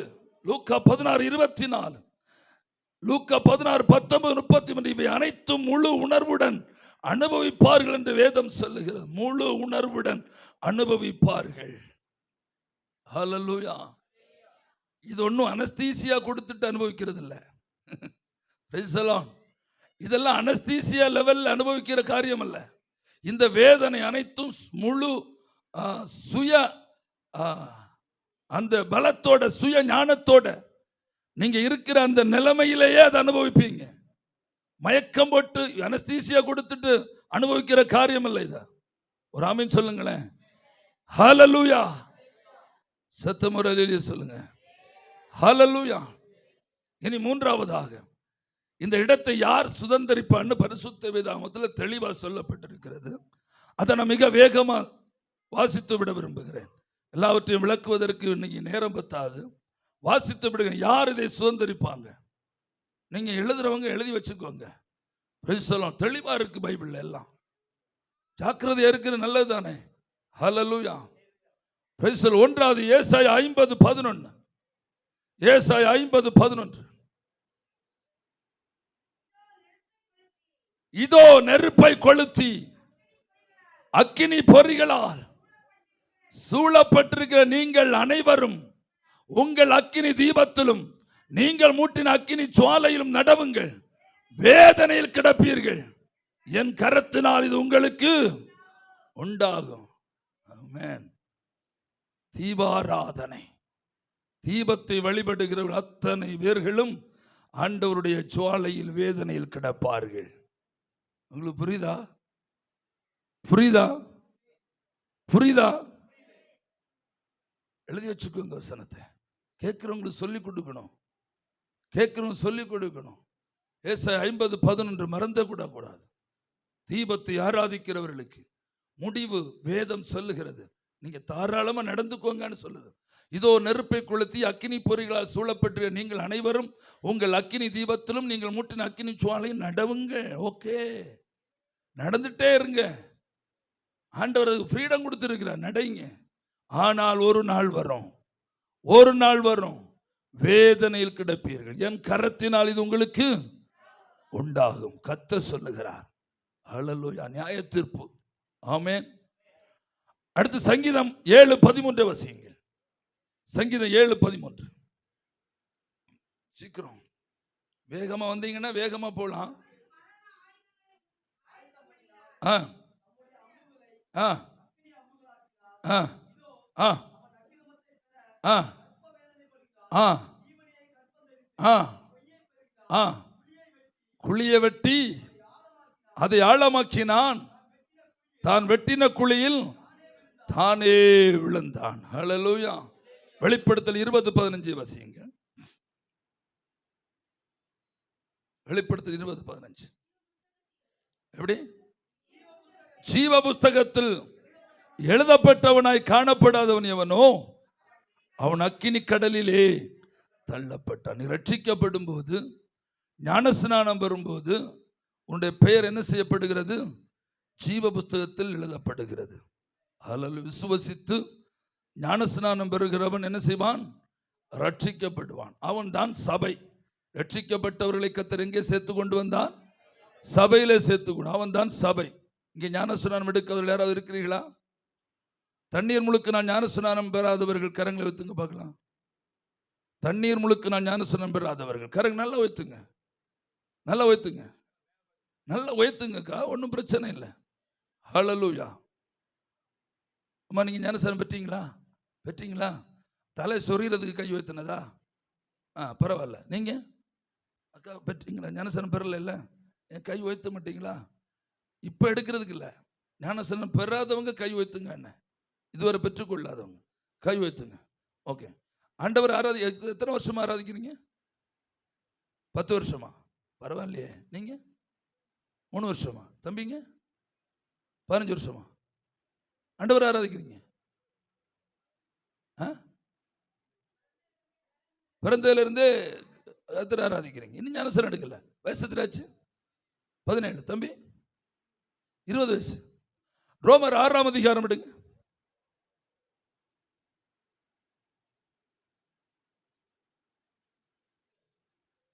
1 முதல் சில வசனங்களை வாசிங்க. ஆகையால் என்ன சொல்லுவோம்?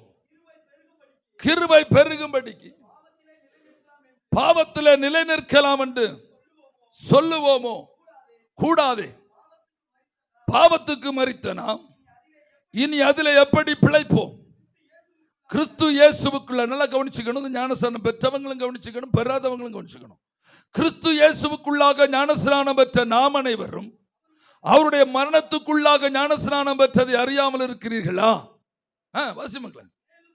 மேலும் பிதாவின் மகிமையினாலே கிறிஸ்து மரித்தோர்ந்து எழுப்பப்பட்டது போல நாமும் புதிதான ஜீவன் உள்ளவர்களை நடந்து கொள்ளும்படிக்கு அவருடைய மரணத்துக்குள்ளாக்கும் ஞானஸ்நானத்தினாலே கிறிஸ்துவுடனோடு கூட அடக்கம் பண்ணப்பட்டோம். அவருடைய மரணத்தின் சாயலில் நாம் இணைக்கப்பட்டவர்களானால் அவர் உயிர்த்தெழுதலின் சாயலில் இணைக்கப்பட்டிருப்போம். அந்த வசனம் அப்படி இருக்கட்டும். அப்போ அவருடைய மரணத்தின் சாயலில் இணைக்கப்படாவிட்டால் உயிர்த்தெழுதலின் சாயலில் இணைக்கப்பட மாட்டோம். புரியுதா உங்களுக்கு? எத்தனை பேருக்கு புரியுது? ஞானஸ்நானமானது கிறிஸ்துவின் மரணத்தின் சாயலில் நம்மை இணைத்து அவருடைய உயிர்த்தெழுதலின் சாயலிலும் நம்மை இணைக்கிறது. அதாவது நம்முடைய பழைய சரீரமா இருக்கிற இந்த மாம்ச சரீரம் கிறிஸ்துவோடு கூட அடக்கம் பண்ணப்பட்டு ஒரு புதிய சரீரம் பெற்றவர்களை, மறுரூபத்தின் சரீரம், உயிர்த்தெழுதலின் சரீரம் பெற்றவர்களாய் உயிர்த்து வெளியே வருவோம். அதுக்கு பிற்பாடுதான் நீங்கள் சபையில சேர்க்கப்படுகிறீர்கள். அப்பொழுதுதான் உங்களுடைய பேர் ஜீவ புஸ்தகத்தில் உறுதியாய் சேர்க்கப்படுகிறது. உங்களுக்கு புரியுதா? நீங்கள் உயிர்த்தெழுதலின் சாயலில் பங்கு பெற வேண்டுமானால் நீங்கள் மரணத்தின் சாயலில் இணைக்கப்பட வேண்டும். மரணத்தின் சாயல் இணைக்கப்படாத வரைக்கும் உயிர்த்தெழுதலின் சாயல் உங்களுக்கு என்ன இல்லை? பங்கு இல்லை, இடம் இல்லை. அப்படியான தண்ணீர் முழுக்க ஞானஸ்நானம் பெற்றுக் கொள்ளாதவர்களால் உயிர்த்தெழுதலின் சாயலில் பங்கு பெற முடியாது. கர்த்தருடைய எக்காள சத்தம் கேட்கிற அந்த முதலாம் வருகையிலே, அந்த ரகசிய வருகையிலே அந்த சரீரம் என்ன செய்யாது? உயிர்த்தெழாது. அது கடைசி உயிர்த்தெழுதலாயிருக்கிற இந்த வெள்ளை சிங்காசன தீர்ப்புக்கு முன்பாய் வருவதற்காக உயிர்த்தெழுந்து வெளியே வரும். 10 ஆண்டுகள், 15 ஆண்டுகள், 20 ஆண்டுகள், 30 ஆண்டுகள் ஆண்டவரை சேவித்தும் ஞானஸ்நானமாக இருக்கிற அந்த சத்தியத்துக்கு கீழ்ப்படியாமலே நீங்கள் இயேசுவே என்று சொல்லி ஆராதித்துக் கொண்டிருந்தால் உங்களுக்கு இயேசுவை தெரியும். ஆனா இயேசுவுக்கு உங்களை ஒரு நாளும் தெரியாது. அல்லேலூயா. நாளையுடைய சூரியனை தம்பி காண்பா என்று உனக்கு உத்தரவாதம் உண்டா? நாளை சூரியனை உன்னை காண முடியும் என்று உனக்கு உத்தரவாதம் உண்டா? தம்பிக்கு உத்தரவாதம் உண்டா? சிஸ்டர் உங்களுக்கு உத்தரவாதம் உண்டா? நாளை சூரியனை காண்போம் என்று கிருபையாய் தேவன் தந்தால் வழிய நாளை அதிகாலை விழிக்க முடியுமா? மரித்தால் எங்கே போவீர்கள்? மரணத்துக்கு பின் எங்கே போய் இளைப்பாறுவீர்கள்? மரணத்துக்கு பின்பா எங்கே போய் இளைப்பாறுவீர்கள்? நித்திய நியாய தீர்ப்பை தேவன் நியமித்திருக்கிற வரைக்கும் மனுஷன் நியாய தீர்ப்பில் போய் நின்றுதானாக வேண்டும். ஹல்லேலூயா. உங்களுடைய நேரம் கடந்து விட்டது. ரொம்ப டிலே ஆக்கப்பட்டிருக்கிறீர்கள். ஆனாலும் பரவாயில்லை, கிருபை உங்களை சூழ்ந்து கொண்டிருக்கிறது. உடனே உங்களுடைய போதகரை அணுகி ஞானஸ்நானத்தை உங்களை ஒப்புக்கொடுங்கள். உலகத்தில் எந்த சக்தி உங்களை தடுத்தாலும் அதற்கு முன்பாக நீங்கள் நிற்க வேண்டாம். ஜீவனுள்ள தேவனுடைய வசனத்துக்கு கீழ்ப்படியும்படியாய் வார்த்தைக்கு நடுங்குங்கள். ஏனென்றால் உங்களுடைய ஜீவன் தான் உங்களுக்கு முக்கியம். பட்டயம் உன் கழுத்துக்கு நேராக வந்தாலும் நீ பயப்படக்கூடாது. மனுஷனுடைய பட்டயத்துக்கு நீ இங்க மடிந்தாலும் பரவாயில்லை.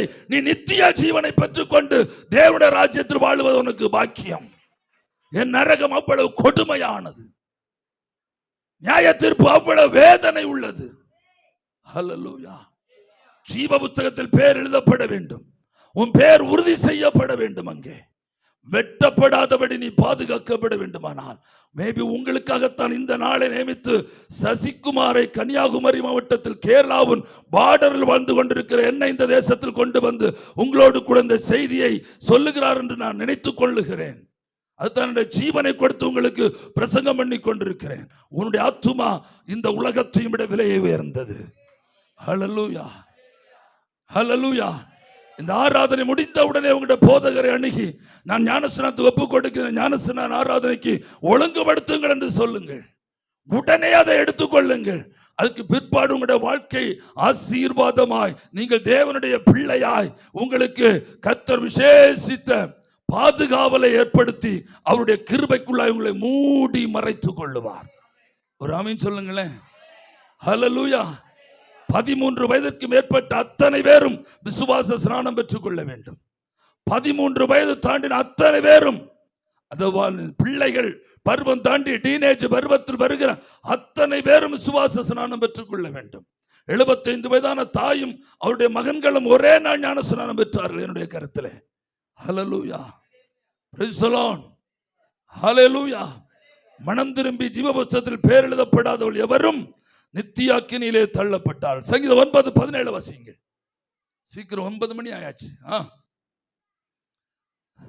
துன்மார்க்கரும் தேவனை மறக்கிற யாவரும் எல்லா ஜாதிகளும் நரகத்திலே தள்ளப்பட்டார். துன்மார்க்கரும் தேவனை மறக்கிற எல்லா ஜாதிகளும் நரகத்திலே தள்ளப்பட்டார்கள். மூன்றாவது மத்தேயு 7:18 வாசியுங்கள்.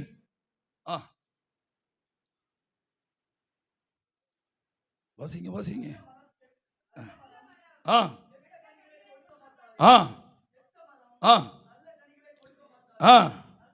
நல்ல கனி கொடாத மரமெல்லாம் வெட்டுண்டு அக்கினியிலே போடப்படும். சபையில இருந்தாலும் போதாது, கனியுள்ள வாழ்க்கை வாழணும்.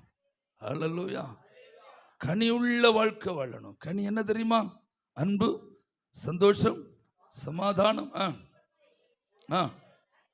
ஹல்லேலூயா. அது மாத்திரமல்ல, ஏராளமா இருக்குதுங்க, ஏராளமா இருக்குது. அன்புக்கே நிறைய சுபாவம் இருக்கிறது. அன்பு சகலத்தையும் தாங்கும், சகிக்கும். அன்பு பொறுமை உள்ளது, தாழ்மை உள்ளது, கிருபை உள்ளது. இதெல்லாம் கனிகள். Price the Lord. கனி உள்ள வாழ்க்கை வாழணும். சண்டைக்காரல வாழக்கூடாது. கேட்டீங்களாக்கா? Price the Lord. சண்டைக்காரல என்ன செய்யறது? வாழக்கூடாது. எடுத்த உடனே அருவாமனையை தூக்க கூடாது. Praise the lord. ஹல்லேலூயா. அந்த இடத்துல இருந்து நம்ம இந்த இடத்துக்கு வந்திருக்கிறோம். எந்த இடத்துல இருந்து? ஐயா சாட்சி சொன்னாங்க. ரட்சிக்கப்பட்டிருக்கு முன்னே படித்து கொண்டிருந்த காலத்தில் என்னெல்லாம் செஞ்சேன்னு சொன்னாங்க. Price the Lord. ரொம்ப ஆச்சரியமா இருந்துச்சு. ஆமென். இந்த சிறு வயது காலத்தில் எவ்வளவு ஆக்ரோஷமான மனிதனாக இருந்திருக்கிறார். இப்ப பாருங்க, அவர் அடிங்க ஸ்தோத்திரம்னு சொல்லிட்டு போவார். ஆமென். அந்த இடத்துல நம்ம இந்த இடத்துக்கு வந்தோம். அப்படித்தானா? உண்மையா இல்லையா? Price the Lord. அப்படிதான் வாழணும், வாழ்ந்து காட்டணும். வீட்டுக்குள்ள அப்படிதான் இருக்கணும். உங்க வீடு சொர்க்கமா வச்சுக்கணும். வீடு எப்படி இருக்கணும்? சொர்க்கமா இருக்கணும், பரலோகமா இருக்கணும். புருஷன் மனைவி பிள்ளைகளுக்குள்ள எப்படி இருக்கணும்? சமாதானம் இருக்கணும், சொர்க்கமா வச்சுக்கணும். கொஞ்சம் போதும், இருக்கிற கூழு குடிச்சா போதும். ஆனா என்ன இருக்கணும்? சமாதானம். பிரியாணிக்கா சண்டை போடக்கூடாது. பிரியாணி தர்ம வாங்கி சாப்பிட்டுக்கணும்.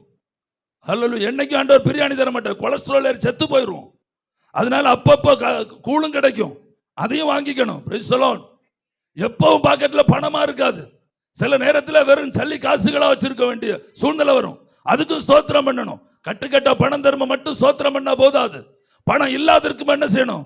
ஸ்தோத்திரம் பண்ணணும். எப்போதும் ஆரோக்கியமா இருக்குன்னு நினைக்க கூடாது. 10 பணம் ஏறினாலும் பரவாயில்லன்னு எப்போதும் நெஞ்ச நிமிர்த்தி நடக்கிற ஆரோக்கியம் நமக்கு இருக்காது.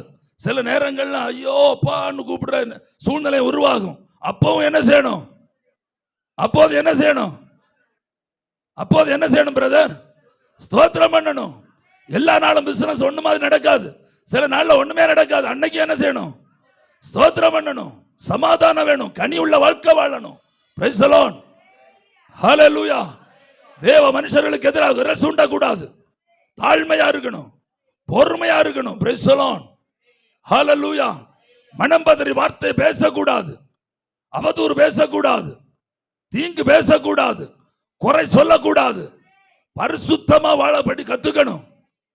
ஆமென். தேவன் நியாயாதிபதி. நியாய தீர்ப்பு எங்க ஆரம்பிக்கும்? தேவனுடைய வீட்டில். அப்படிதானே? நீதிமானுக்கு என்ன செய்யப்படும்?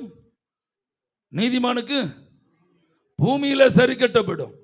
நீங்க தப்பித்தவரி நான் இந்த நீ செய்யாதேன்னு சொல்ற காரியத்தில் எல்லாம் நீங்க செஞ்சவர்களா இருந்தா, நீ ரட்சிக்கப்பட்ட ஒரு ஆத்துமான்னா ஆண்டு உண்மையில் அன்பு வச்சு கடைசி நாட்கள்ல எல்லாம் சரி கட்டி தான் கொண்டு போவார்.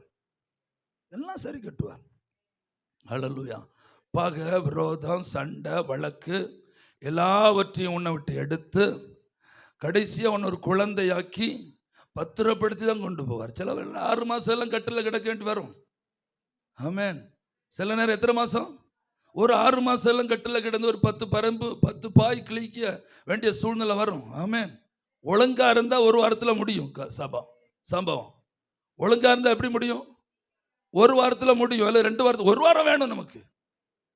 ஒரு வாரம் நான் ஆண்டவர்கிட்ட கேட்டிருக்கிறேன், ஒரு 7 நாள் அவகாசம் வேணும் ஆண்டவர்கிட்ட. அப்படியே பிரசங்கம் பண்ணிட்டு நான் செத்து போக கூடாது. என்னிடத்தில் இருக்கிற குறைகளை உணர்வதற்கு, என்னிடத்தில் இருக்கிற குற்றங்களை உணர்வதற்கு எனக்கு ஒரு வார காலம் என்ன வேணும்? அவகாசம். நான் கார்ல போயிட்டு கார் அடிச்சு சாகக்கூடாது. ஆமென் சொல்லுங்க. நான் அப்படியே பிரசங்கம் பண்ணிட்டு உட்கார்ந்து விழுந்து அப்படியே மயங்கி சாகக்கூடாது. ஒரு வாரம் எனக்கு அவகாசம் வேணும். வேண்டாமா ஐயா? ஒரு வாரம் வேண்டாமா பிரதர்? வேணுமா வேண்டாமா? நம்ம எல்லாம் நிறைவுள்ளவர்களா? எதிலாவது ஒண்ணுல தவறுகிறோம் இல்லையா? ஒரு வாரம் வேணுமா ஐயா? வேண்டாமா? வேணும். ஒரு வாரம் நமக்கு வேணும் குறைஞ்சபட்சம். நம்மை சோதித்து பார்க்க கிடைக்கிற அவகாசம் அது. நம்மை தேவனோடு ஒப்புரவாக்க கிடைக்கிற அவகாசம் அது. என்னுடைய அம்மா 82வது வயதுல ஆண்டவரை பார்த்து கேள்வி கேட்டாங்க. எனக்கு இத்தனையும் விசுத்தி வேணும் தெய்வமேன்னு கேட்டாங்க. எனக்கு இவ்வளவு பரிசுத்தம் இன்னும் வேணுமா ஆண்டவர்னு கேட்டாங்க. நாங்க அப்படியே உட்கார்ந்து ஜெபம் பண்ணி கொண்டிருந்தோம். அப்போ என் மனைவி மேல தேவாவியானவர் இறங்கினார். அப்போ தேவாவியாரன் கேட்டான், நீ எனக்கு முன்பாக நீ பரிசுத்தவதி அல்லன்னார். அந்த கூட்டத்தில் சொன்னா, நீ எனக்கு முன்பாக நீ பரிசுத்தம் உள்ளவள் அல்ல. நீ உன்னை ஒப்பு கொடுத்து உன்னை தாழ்மைப்படுத்து. உன்னை நான் பரிசுத்தப்படுத்தி இன்னும் ஆலயத்தில் உன்னை கொண்டு போவேன். அதுக்கு பிற்பாடு உன்னை வேலை வரும்போது நான் எடுத்துக்கொள்வேன்னு சொன்னார். ஆண்டவரத்தில் யாரும் கேள்வி கேட்டு விட முடியாது பரிசுத்தத்தை குறித்து. என்ன நம்முடைய இதயத்தை யாருக்கு நன்றா தெரியும்? நம்மை விட ஆண்டவருக்கு தான் நல்லா தெரியும். Praise the lord. ஹல்லேலூயா. ஒரு ஆமென் சொல்லுங்களேன். மாம்சம் அழியணும். மாம்சம் அழியாம எங்கிருந்து ஒரு இன்ச்சு கிளம்ப முடியாது. Price the Lord.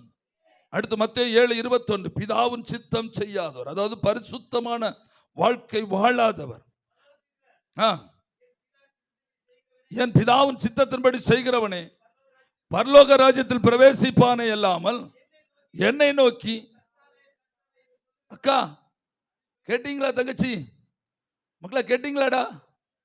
பரலோகத்தில் இருக்கிற பிதாவின் சித்தம் செய்கிறவனே எங்க போவான்? மற்றபடி நீங்க 20 ஆண்டுகள் என்னை நோக்கி கத்தாவே கத்தாவே என்று கூப்பிட்டாலும் அவருடைய ராஜ்யத்தில் என்ன செய்ய மாட்டீங்க. அதுதான் ஞானஸ்நானம். Price the Lord. அவருடைய சித்தம் செய்யணும். அவருடைய சித்தம் செய்யணும். ஆமென். ஒரு ஆமென் சொல்லுங்களேன்.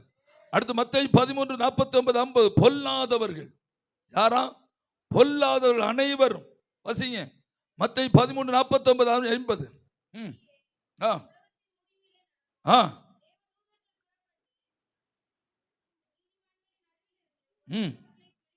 பொல்லாதவர்களை பிரித்து அவர்கள் அக்கினி ஜுவாலையிலே போடுவார்கள். ஹல்லேலூயா.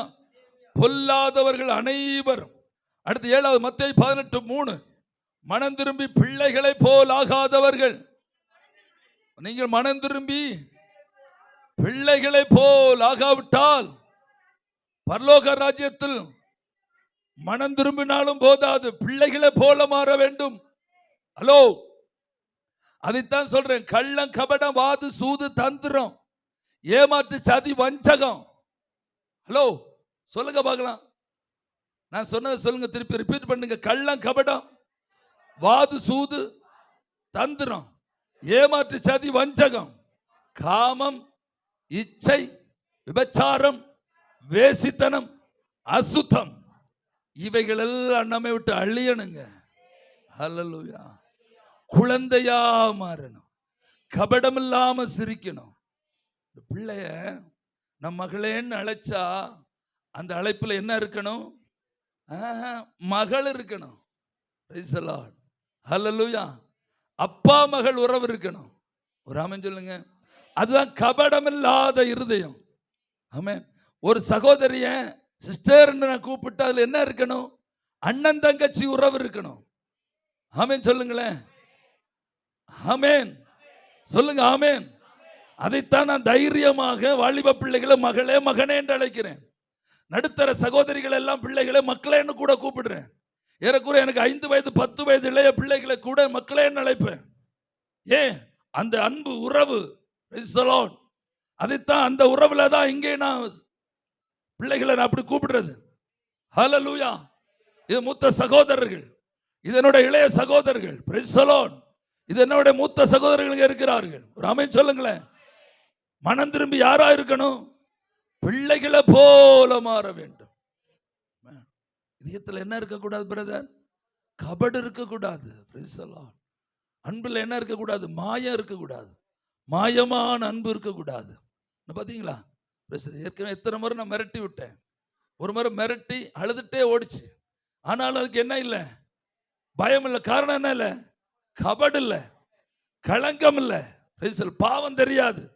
யாரு பயமுறுத்துறதுக்கு என்ன செய்யாது தெரியாது. சிரிப்பு மட்டும் தெரியும். பாருங்க. இப்படி மாறணும். இல்லைன்னா மாற வைப்பார். அதுதான் நான் சொன்னேன். இல்லை 6 மாசம் தேவைன்னா 6 மாசம், 1 இயர் தேவைன்னா ஒரு வருஷம், மேபி சிலவங்களுக்கு 2-3 வருஷம் எல்லாம் தேவைப்படும். ஆமென். யாரை பார்த்தாலும் யாருங்க அங்கே வாங்க சித்தப்பா. Amen. Hallelujah. Praise the lord.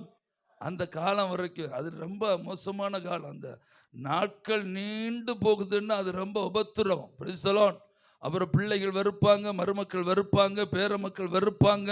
அந்த காலம் வரைக்கும் போயிடக்கூடாது. சரியா மக்களே? அந்த காலம் வரைக்கும் என்ன செய்யக்கூடாது? போய்விடக்கூடாது. இப்போதே நம்ம என்ன செய்யணும்? குழந்தையா வாழணும். ஆமென். இப்போது எப்படி இருதயம் எப்படி இருக்கணும்? குழந்தையா இருக்கணும். கபடமில்லாத குழந்தையா இருக்கணும். ரட்சிக்கப்பட்ட தேவனுடைய பிள்ளைகள் எல்லாரும் கபடற்றவர்களா வாழணும். கபடில்லாதவர்களாய் வாழணும். களங்கம் இல்லாதவர்களாய் வாழ வேண்டும். Praise the lord. Hallelujah. Amen. எதுக்கும் யாரையும் ஏமாற்றக்கூடாது. யாரோட இருதயம் என்ன செய்யக்கூடாது? நம்மால காயப்பட அனுமதிக்க கூடாது. ஹல்லேலூயா. நம்மால யாரோட இருதயம் என்ன செய்யக்கூடாது? காயப்படக்கூடாது. யாரும் நம்மால வேதனை அடையக்கூடாது. நம்மால யாரும் ஆண்டவரிடத்துல போய் என்ன செய்யக்கூடாது? முறையிடக்கூடாது. ஆண்டவரே இப்படி பண்ணிட்டாங்களே அப்படின்னு சொல்லவே கூடாது. அதெல்லாம் நமக்கு ஆபத்தாய் மாறிவிடும். கர்த்தர் நல்லோர் மேலும் தீயோர் மேலும் மழையை வர்ஷிக்க பண்ணுகிற தேவன். ஆமென். ஹல்லேலூயா. இஸ்ரவேல் ஜனம் ஒரு முறை ஒரு ராஜாவோட யுத்தம் பண்ணி கொண்டிருக்கும்போ யுத்தத்துல தீவிரமா அவங்க போராடுறாங்க. யுத்தத்தை எப்படியாவது நிறுத்தணும்னு அந்த எதிர் ராஜா ரொம்ப தீவிரமா முயற்சி பண்றார். நடக்கவே இல்லை. இஸ்ரவேல் ஜனங்கள் விடுறதாகவும் இல்லை. தீவிரமா தாக்குறாங்க. கடைசியில் அந்த ராஜா என்ன பண்ணான் தெரியுமா? தன்னுடைய பட்டத்துக்கு வர வேண்டிய தன்னுடைய மூத்த குமாரனை பிடிச்சு அலங்கத்தின் மேல பலியிட்டான் வேதம் சொல்ல. உடனே கர்த்தருடைய கோபம் யார் மேல திரும்பிச்சு? யார் மேல திரும்பிச்சு? இஸ்ரவேல் ஜனங்கள் மேல திரும்பிச்சு. உடனே இவங்க யுத்தத்தை நிறுத்தினாங்க. அல்லேலூயா. ஆண்டவர் பட்சபாதம் இல்லாத தேவன். Price the lord. ஒரு ஆமென் சொல்லுங்களேன். அதனால யாருக்கும் விரோதமாக நீங்க தீங்கு செய்யக்கூடாது. உலகத்தானுக்கும் செய்யாதீங்க. கர்த்தருடைய சபைக்கு விரோதமாகவும் தீங்கு செய்யாதீங்க. பரிசுத்தவான்களுக்கு விரோதமாகவும் என்ன செய்யக்கூடாது? தீங்கு செய்யக்கூடாது. பரிசுத்தமான வாழ்க்கை நீங்க வாழுகிற இடத்துல வாழ வேண்டும். Praise the Lord. மனம் திரும்பி யாரா இருக்கணும்? பிள்ளைகளை போலாகணும். அடுத்து மத்தேயு 25:30 ஊழியம் செய்யாதவர்கள். ஒரு தாலந்தை வாங்கி புதைச்சு போடுறாங்க பாருங்க, அந்த ஊழியம் செய்யாத பாவி. அடுத்து பாருங்க, அது இருக்கட்டும். வெளிப்படுத்த 21:8. வெளிப்படுத்த 21:8. பயப்படுகிறவர்கள், அவிசுவாசிகள், அருவருப்பானவர்கள், கொலைபாதகர்கள், விபச்சாரக்காரர்கள், சூனியக்காரர்கள், விக்கிரக ஆராதனைக்காரர், பொய்யர் அனைவரும். பக்கத்துல முகத்தை பார்த்து பைபிளை பார்த்து சொல்லுங்க. பக்கத்துல முகத்தை பாருங்க, இப்படி பைபிளை பாருங்க. பொய்யர்கள் அனைவரும் சொல்லுங்க. ஹல்லேலூயா. இனியும் போய் பேசுவீங்க? இனியும் போய் பேசுவீங்க? சொல்லுங்க. கரங்கள் வலது கரத்தை உயர்த்தி சொல்லுங்க பார்க்கலாம். இனிமே வாழ்நாள் உள்ள வரைக்கும் பொய் பேச மாட்டோம். என்னப்பா மகிமை, நீ போய் பேசுவியா? கை இருக்குல்ல, உயர்த்தினா என்ன குழப்பம் வரும்? சொல்லுங்க பார்க்கலாம். பொய் பேசுவீங்களா? பொய் பேசக்கூடாது. எந்த லாப நஷ்டத்துக்கு என்ன செய்யக்கூடாது? பொய் பேசக்கூடாது. பொய்யான காரியங்களும் செய்யக்கூடாது. பொய்யர்கள் அனைவரும். ஹல்லேலூயா. வாங்கின பணத்தை திரும்ப சரியா கொடுக்கணும். நாளைக்கு வா, அடுத்த நாள் வா, 10ஆம் தேதி கட்டாயம் தந்துருவேன், 1ஆம் தேதி தந்துருவேன், 3ஆம் தேதிக்கு தள்ளி வைக்கிறேன், இப்படி எல்லாம் பேசி அந்த ஆத்துமாவை என்ன செய்யக்கூடாது? வேதனைப்படுத்தக்கூடாது. அவங்களுக்கு தேவையான பணத்தை தான் நமக்கு கடனா கொடுத்தாங்க. அவங்களுக்கு எக்ஸ்ட்ரா இருந்ததையெல்லாம் நமக்கு கொடுத்தது. வாங்கின கடனை அப்படியே திரும்ப கொடுக்கணும். கர்த்தருடைய பிள்ளைகள் வீட்டு வாசப்படியே தேடி கரெக்டாக என்ன செய்யணும்? கொண்டு போய் கொடுத்துடணும். ஒரு 5 ரூபாயானாலும் கொண்டு போய் என்ன செய்யணும்? கொடுத்துடணும். உத்தமர்களாக இருக்கணும். என்ன, நமக்கு பரலோக ராஜ்யத்துக்கு போகணும். Price the Lord. ஆமென் சொல்லுங்களேன். யாரும் பொய் பேசக்கூடாது. யாரும் சண்டைக்காரில் வாழக்கூடாது. பூமியிலும் வீட்டிலும் எல்லாம் நம்முடைய சுற்றிலும் என்ன செய்யணும்? அன்பா பழகிக்கணும். நட்பு உறவு கொள்ளணும். Price the Lord. எல்லா சபையை நேசிக்கணும். அனைத்து சபைகளுக்காக ஜெபிக்க வேண்டும். நம்முடைய சபைக்கு மாத்திரமல்ல, எல்லா கர்த்தருடைய பிள்ளைகளுக்காக ஜெபிக்கணும். பூமியில் சகல பரிசுத்தவான்களுக்கு என்ன செய்யணும்? ஜெபிக்க வேணும். ஹல்லேலூயா. அந்நியர்களா யாரையும் பார்க்க கூடாது. உங்களுடைய மேய்ப்பனை தவிர யாருக்கும் 10 ரூபாய் காணிக்க கொடுக்க கூடாது. என்னடா அப்படி வேற பிரச்சனை இருக்கா? ஆமா, பிரச்சனை தான். மற்றவர்களை நேசிக்க சொல்லி அவர்களை நேசிங்க. ஆனா உங்களுடைய காணிக்கைக்கு யாரும் தகுதியானவர், வாங்க தகுதியானவனா உங்களுடைய மேய்ப்பன் மட்டும்தான். Price the Lord. வேற யாருக்கும் என்ன செய்ய வேண்டியதில்லை. உங்களுடைய காணிக்கை அவசியம் கிடையாது. உங்களுடைய நன்மை, உங்களுடைய காணிக்கை, உங்களுடைய தசம பாகங்கள், உங்களுடைய வருமானத்துக்குரிய பங்குகள் அனைத்தும் உங்களுடைய மேய்ப்பனுடைய கருத்துல தான் வரணும். நீங்கள் ஆராதிக்கிற சபையில தான் வரணும். ஆமென் சொல்லுங்களேன். ஹல்லேலூயா. நான் சபைகளுக்கு போகும்போது ஆர்வ கோளாறுனால சில விசுவாசிகள் என்ன செய்வாங்க? காணிக்கைகளை கொண்டு தருவாங்க. Price the Lord. ஜெபிக்கிறதுக்கு கீழே கூப்பிடுவோம், வருவாங்க இல்லையா?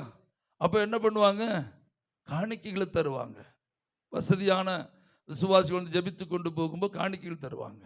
நான் அந்த காணிக்கைகளை அப்படியே வாங்குவேன், வேண்டாம்னு சொல்ல மாட்டேன். வாங்கி கொண்டு அந்த சபை ஊழியரிடத்தில் கொண்டு போய் பத்திரமா கொடுத்து கொண்டு நான் வெளியேறிடுவேன். ஹல்லேலூயா. அது ஒரு நாள் நான் வீட்டுக்கு என்ன செய்ய மாட்டேன்? அந்த பணத்தை சுமந்து கொண்டு போக மாட்டேன். ஏன்னா அது அவருக்குரியது, அது எனக்குரியதில்லை. நான் விருந்தாளி. ஒரு ஆமென் சொல்லுங்களேன். அவர் தான் பங்காளி. ஒரு ஆமென் சொல்லுங்க. நான் 2 நாளுக்கு அழைக்கப்பட்ட விருந்தாளி அல்லது 3 நாளுக்கு அழைக்கப்பட்ட விருந்தாளி. போன வாரத்தில் சென்னை சாந்தோம் கிருபாசன சபையில் கன்வென்ஷன் பேசிக்கொண்டிருக்கும் போது பிரசங்கம் முடிந்து ஜபிக்க வரும்போது பல விசுவாசிகள் கொண்டு கொடுத்தாங்க. ஹல்லேலூயா. எல்லாம் முடிந்து அறைக்கு வரும்போது பாஸ்டருடைய கரத்தில் கொண்டு கொடுத்தேன். அவர் வாய்ப்பிழந்து பார்த்தார். ஹல்லேலூயா. உங்களுக்குரியது எனக்குரியதல்ல. 500 ரூபா நோட்டை பார்க்கும்போது வாழ்விழக்க கூடாது. நம்ம ஒரு ஆமென் சொல்லுங்களேன். அது பேக் பாக்கெட்டில் ஒளிச்சு போடக்கூடாது. அதனால ஒரு நன்மை நமக்கு வரப்போறது இல்லை. ஆமென். ஒரு ஆமென் சொல்லுங்களேன். ஹல்லேலூயா. ஒரு டீயும் ஒரு பிஸ்கட்டும் சாப்பிட்டு 500 ரூபா நோட்டை கொடுக்கும்போது சில்லறை கிடைக்கிறது தெரியுது இல்லையா? என்னத்துக்கு உதவுது? ஒரு ஆமென் சொல்லுங்க. அதெல்லாம் நினைக்க கூடாது. அதெல்லாம் பெரிய காணிக்கையாகவோ பெரிய வருமானமாகவோ எண்ணக்கூடாது. அதெல்லாம் உரிய இடத்துல ஒப்படைச்சிட்டு ஸ்தோத்திரம் பண்ணி போயிட்டே இருக்கணும். ஒரு ஆமென் சொல்லுவோம். ஹல்லேலூயா. எல்லா விதத்திலும் உங்களுடைய மேய்ப்பன் தான் உங்களுடைய நன்மைக்கு காரணர். ஒரு ஆமென் சொல்லுங்க. அடுத்து பாருங்க, மத்தேயு 7:22-23. கள்ள தீர்க்கதரிசிகள், கள்ள ஊழியர்கள், வேத புரட்டர்கள், இவங்க எல்லாம் எங்க தள்ளப்பட போறாங்க? நரகத்தில் தள்ளப்பட போறாங்க. வாசிங்க மத்தேயு 7:22-23.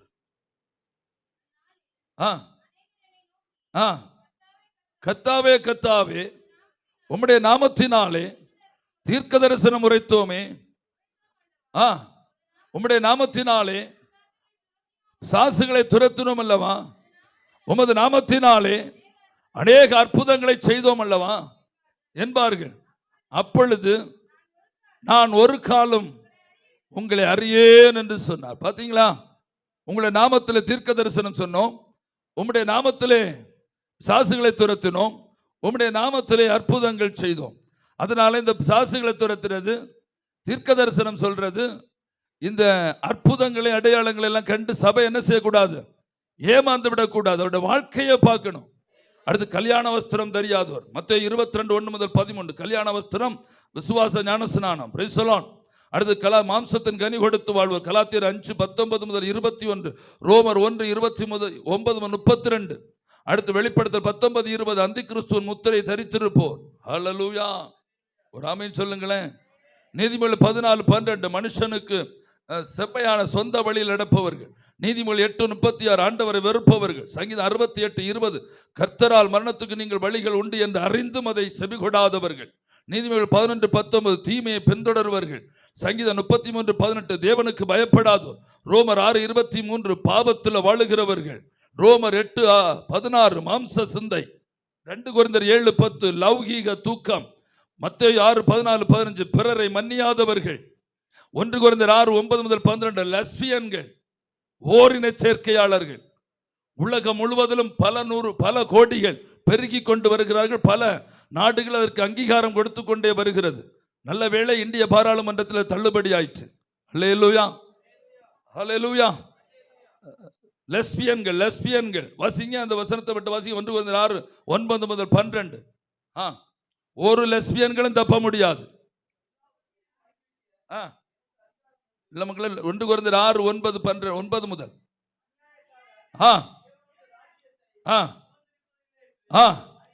அறியீர்களா? வஞ்சிக்கப்படாதிருங்கள். வேசி மார்க்கத்தாரும் விக்கிரகாராதனைக்காரர்களும் விபச்சாரக்காரர்களும் சுய உணர்ச்சிக்காரர்கள், அதான் சுய உணர்ச்சிக்காரர்கள், லெஸ்பியன்கள். அல்லேலூயா, ஜாக்கிரதையா இருங்கள். அடுத்து மத்தேயு 19, நிறுத்து மக்களே. மத்தேயு 19:26-24. சுகபோகத்தில் வாழும் ஐஸ்வர்யவான்கள். மத்தேயு 22:1-8. அழைப்பை அசட்டை பண்ணுகிறவர்கள். மத்தேயு 25:32-46. தேவ பிள்ளைகளை விசாரியாதவர்கள். மத்தேயு 25:1-12. ஆயத்தமா இராதவர்கள். மல்கியா 4:1-3 வாசிங்க. மல்கியா 4:1-3. நேரம் இல்லாதனால தான் வாசிக்க வேண்டி வந்தது.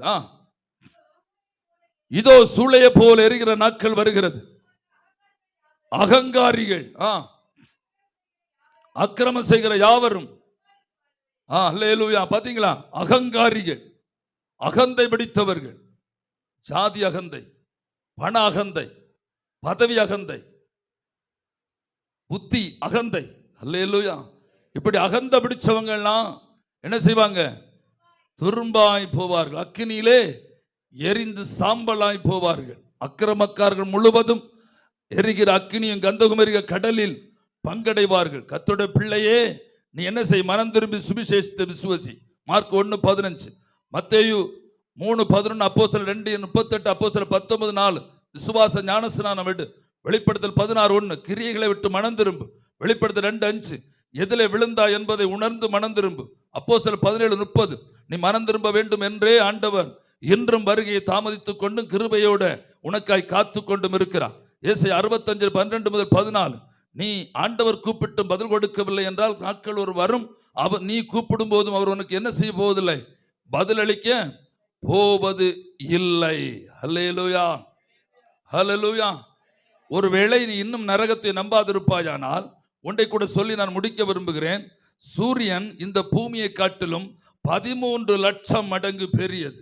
சூரியன் இந்த பூமி கோளத்தை விட எத்தனை மடங்கு பெரியது? 17 லட்சம் மடங்கு பெரியது. சூரியன் எவ்வளவு பெருசு என்பதை கற்பனையில கூட பண்ண முடியுமான்னு பார்த்துக்குங்க. அதோடைய வெளிப்புற சூடு 12,000 டிகிரி. வெளிப்புற சூடு, வெளிப்புற அவுட்டோர் சூடு எத்தனை? 12,000 டிகிரி. அது நடுப்புற சூடு 40 லட்சம் டிகிரி. சூரியனுடைய நடுப்புறத்தில் இருக்கிற ஹீட் எத்தனை டிகிரி? 40 லட்சம் டிகிரி. அதன் ஜுவாலை சில இடங்களில் 40,000 கிலோமீட்டர் தூரத்துக்கும், சில இடங்களில் 60,000 கிலோமீட்டர் தூரத்துக்கும் பாய்கிறது. அதோடைய ஜுவாலை, வெளியில ஜுவாலை பாய்தில்லை, அக்கினி ஜுவாலை 40,000 கிலோமீட்டர் தூரத்துக்கு பாய்தான். சில இடங்களில் 60,000 கிலோமீட்டர் தூரத்துக்கு சூரியனுடைய அந்த ஜுவாலை பாய்கிறதாம். இந்த பூமியை ஆளுவதற்கு பகலில் ஒரு சுடரை தேவன் இவ்வளவு பயங்கரமாய் சிற்றித்தாரே, ஆனால் கடைசியிலே நியாய தீர்ப்பை மனுஷனுக்கு கொடுப்பதற்கு இவ்வளவு சுவிசேஷத்தையும் இவ்வளவு வார்த்தையும் கேட்டு மனம் திரும்பாத மனுஷனை நியாயம் தீர்ப்பதற்கு இவ்வளவு கொடூரமான நரகத்தை தேவன் உண்டாக்க முடியும் என்று நீங்க நம்புகிறீர்களா? நம்பித்தானாக வேண்டும். தேவன் மகா பெரியவர், அவர் சிற்றிகர், அவராலே முடியாத காரியம் எதுவுமே இல்லை. எல்லாம் அவரால் முடியும், எல்லாம் அவரால் முடியும். ஒரு நரகத்தை இதைவிட கொடுமையாய் படைக்கும் அவரால் முடியும். என் அன்பு தேவ ஜனமே, நீ இந்த சுவிசேஷத்தை, இந்த வார்த்தையை நீ கேட்டது உண்மையானா, நான் இந்த பரிசுத்த வேதாகமத்தில் இல்லாத ஒரு வார்த்தையையும் அவர் எழுதினார், இவர் எழுதினார், அங்கே அமெரிக்காவில் அவர் எழுதினார், லண்டனில் இவர் எழுதினார், இந்தியாவில் இவர் எழுதினார், கன்னியாகுமரியில் மற்றவர் எழுதினார் என்று எந்த வார்த்தையும் நான் சொல்லவில்லை. அப்படி ஒரு வார்த்தை எனக்கு தேவையும் இல்லை. பரிசுத்த வேதாகமம் என்ன சொல்லுகிறது அதை மட்டும்தான் உங்களுக்கு வார்த்தையாக நான் போதித்திருக்கிறேன். எல்லாரும் எழும்பலாமா? நம்ம ஜெபிக்கலாம். Price the Lord. நீங்கள் யாரும் இந்த எரி நரகத்துக்குள் போய்விடக் கூடாது. நீங்கள் யாரும் இந்த எரி நரகத்துக்குள் போய்விடக்கூடாது. நான் ஒரு சிறிய ஜெபத்தை உங்களுக்காய் ஜெபித்துக் கொண்டு நான் கிளம்பி போக ஆசைப்படுகிறேன். உங்களுக்காக நான் ஜெபிக்க விரும்புகிறேன். மறுபடியும் ஆண்டவருக்கு சித்தமானால், நாம் உயிரோடு இருந்தால், ஆண்டவருடைய வருகை தாமதித்தால் நாம் சந்திக்கலாம், இல்லை என்றால் அன்பு தொடரட்டும், பரலோகத்தில் சந்திப்போம். எல்லாரும் கண்களை மூடுவோம். நான் உங்களுக்கு ஜெபிக்கிறேன். தயவு செய்து நீங்கள் ஞானஸ்நானம் பெறாதவர்கள் இந்த வாரத்திலே நீங்க ஒப்புக் கொடுங்கள் சகோதரி. இந்த வாரத்திலேயே அவங்களுடைய ஊழியரை சந்தித்து அதை ஒப்புக் கொடுத்து உடனே ஏன்னு சொன்னால் ஒரு நிமிடம் கூட நமக்கு சொந்தமானது அல்ல, ஒரு நாள் நமக்கு சொந்தமானது அல்ல. எப்பொழுது நம்முடைய யுகம் முடிகிறது என்று தெரியவில்லை. நீங்க ஞானஸ்நானம் எடுத்து அதுக்கப்புறம் கர்த்தருடைய பந்தியில உறுதியாய் நிலைத்திருங்கள். ஆண்டவரோடு கூட வாழுங்கள். பரிசுத்தமான வாழ்க்கையை நீங்கள் அமைத்துக் கொள்ளுங்கள். கர்த்தருடைய வருகை எப்பொழுது சம்பவித்தாலும் நீங்கள் நித்திய ஜீவனை பெற்றுக் கொள்ள முடியும். எல்லா கர்த்தருடைய பிள்ளை ஒரு நிமிஷம் கரங்களை தட்டி ஆண்டவரை மகிமைப்படுத்துங்கள். சர்வ வல்லமையுள்ள தகப்பனே, சர்வ வல்லமையுள்ள ஆண்டவரே, உம்முடைய நாமத்திலே இந்த ஜனங்கள் மத்தியில் அடியனை அனுப்பினீரப்பா. நீர் இந்த நாளை முன்குறித்து அடியானை கொண்டு வந்தீர். உமக்கு நன்றி செலுத்துகிறேன். இந்த சபைக்கு வேண்டிய சகல வார்த்தைகளை நீர் தந்ததற்காக ஸ்தோத்திரம். சிலரை சந்திக்க நீர் சித்தம் கொண்டிருந்தீர், சிலரை ரட்சிக்க நீர் சித்தம் கொண்டிருந்தீர், சிலரை உருவாக்க நீர் சித்தம் கொண்டிருந்தீர், சபைக்கு ஒரு மலர்ச்சியை கொண்டு வர சித்தம் கொண்டிருந்தீர். இந்த சபையை 30 ஆண்டுகளாய் கட்டி வைத்திருந்த அந்தகாரத்தின் அதிபதியை நிர்மூலமாக்க நீர் சித்தம் கொண்டிருந்ததினாலே இந்த ஏழை ஊழியனை கொண்டு வந்து நீர் செய்து முடித்ததற்காக நன்றி தகப்பனே. என் மக்களை ஆசீர்வதிக்கிறேன். இந்த நல்ல ஊழிய குடும்பத்தை ஆசீர்வதிக்கிறேன். என் மகன் ஆண்டவரே மகிமை ஆசீர்வதிக்கிறேன். அவருடைய குடும்பத்தை ஆசீர்வதிக்கிறேன். இங்கே பலிபீடத்தில் வந்து பரிசுத்தவான்களே, அவர்கள் செய்கிற ஊழியங்களோட சபைகளை, அவர்கள் தேசத்திலே செய்கிற சகல காரியங்களையும் ஆசீர்வதிக்கிறேன். பப்பா தகப்பனே, இன்னும் விசுவாச ஸ்நானம் பெற்றுக் கொள்ளாத தேவ பிள்ளைகள் அநேகர் இங்கே இருக்கிறார்களே, அவர்கள் உடனடியாக ஒப்புக் கொடுத்து அடுத்த வருகிற வாரத்திலே அவர்கள் விசுவாச ஸ்நானம் பெற்றுக்கொள்ள நீர் உதவி செய்யும். தடை செய்கிற அந்தகாரத்தின் வல்லமை இயேசுவின் நாமத்திலே சுட்டரிக்கிறேன். இந்த சபையை பிதா குமாரன் பரிசுத்தாவின் நாமத்தினாலே ஆசீர்வதிக்கிறேன். அப்பா ஆசீர்வதிக்கப்பட்டவளாக இருக்கட்டும். இயேசுவின் நாமத்தில் ஜெபிக்கிறோம். ஜீவனுள்ள நல்ல பிதா.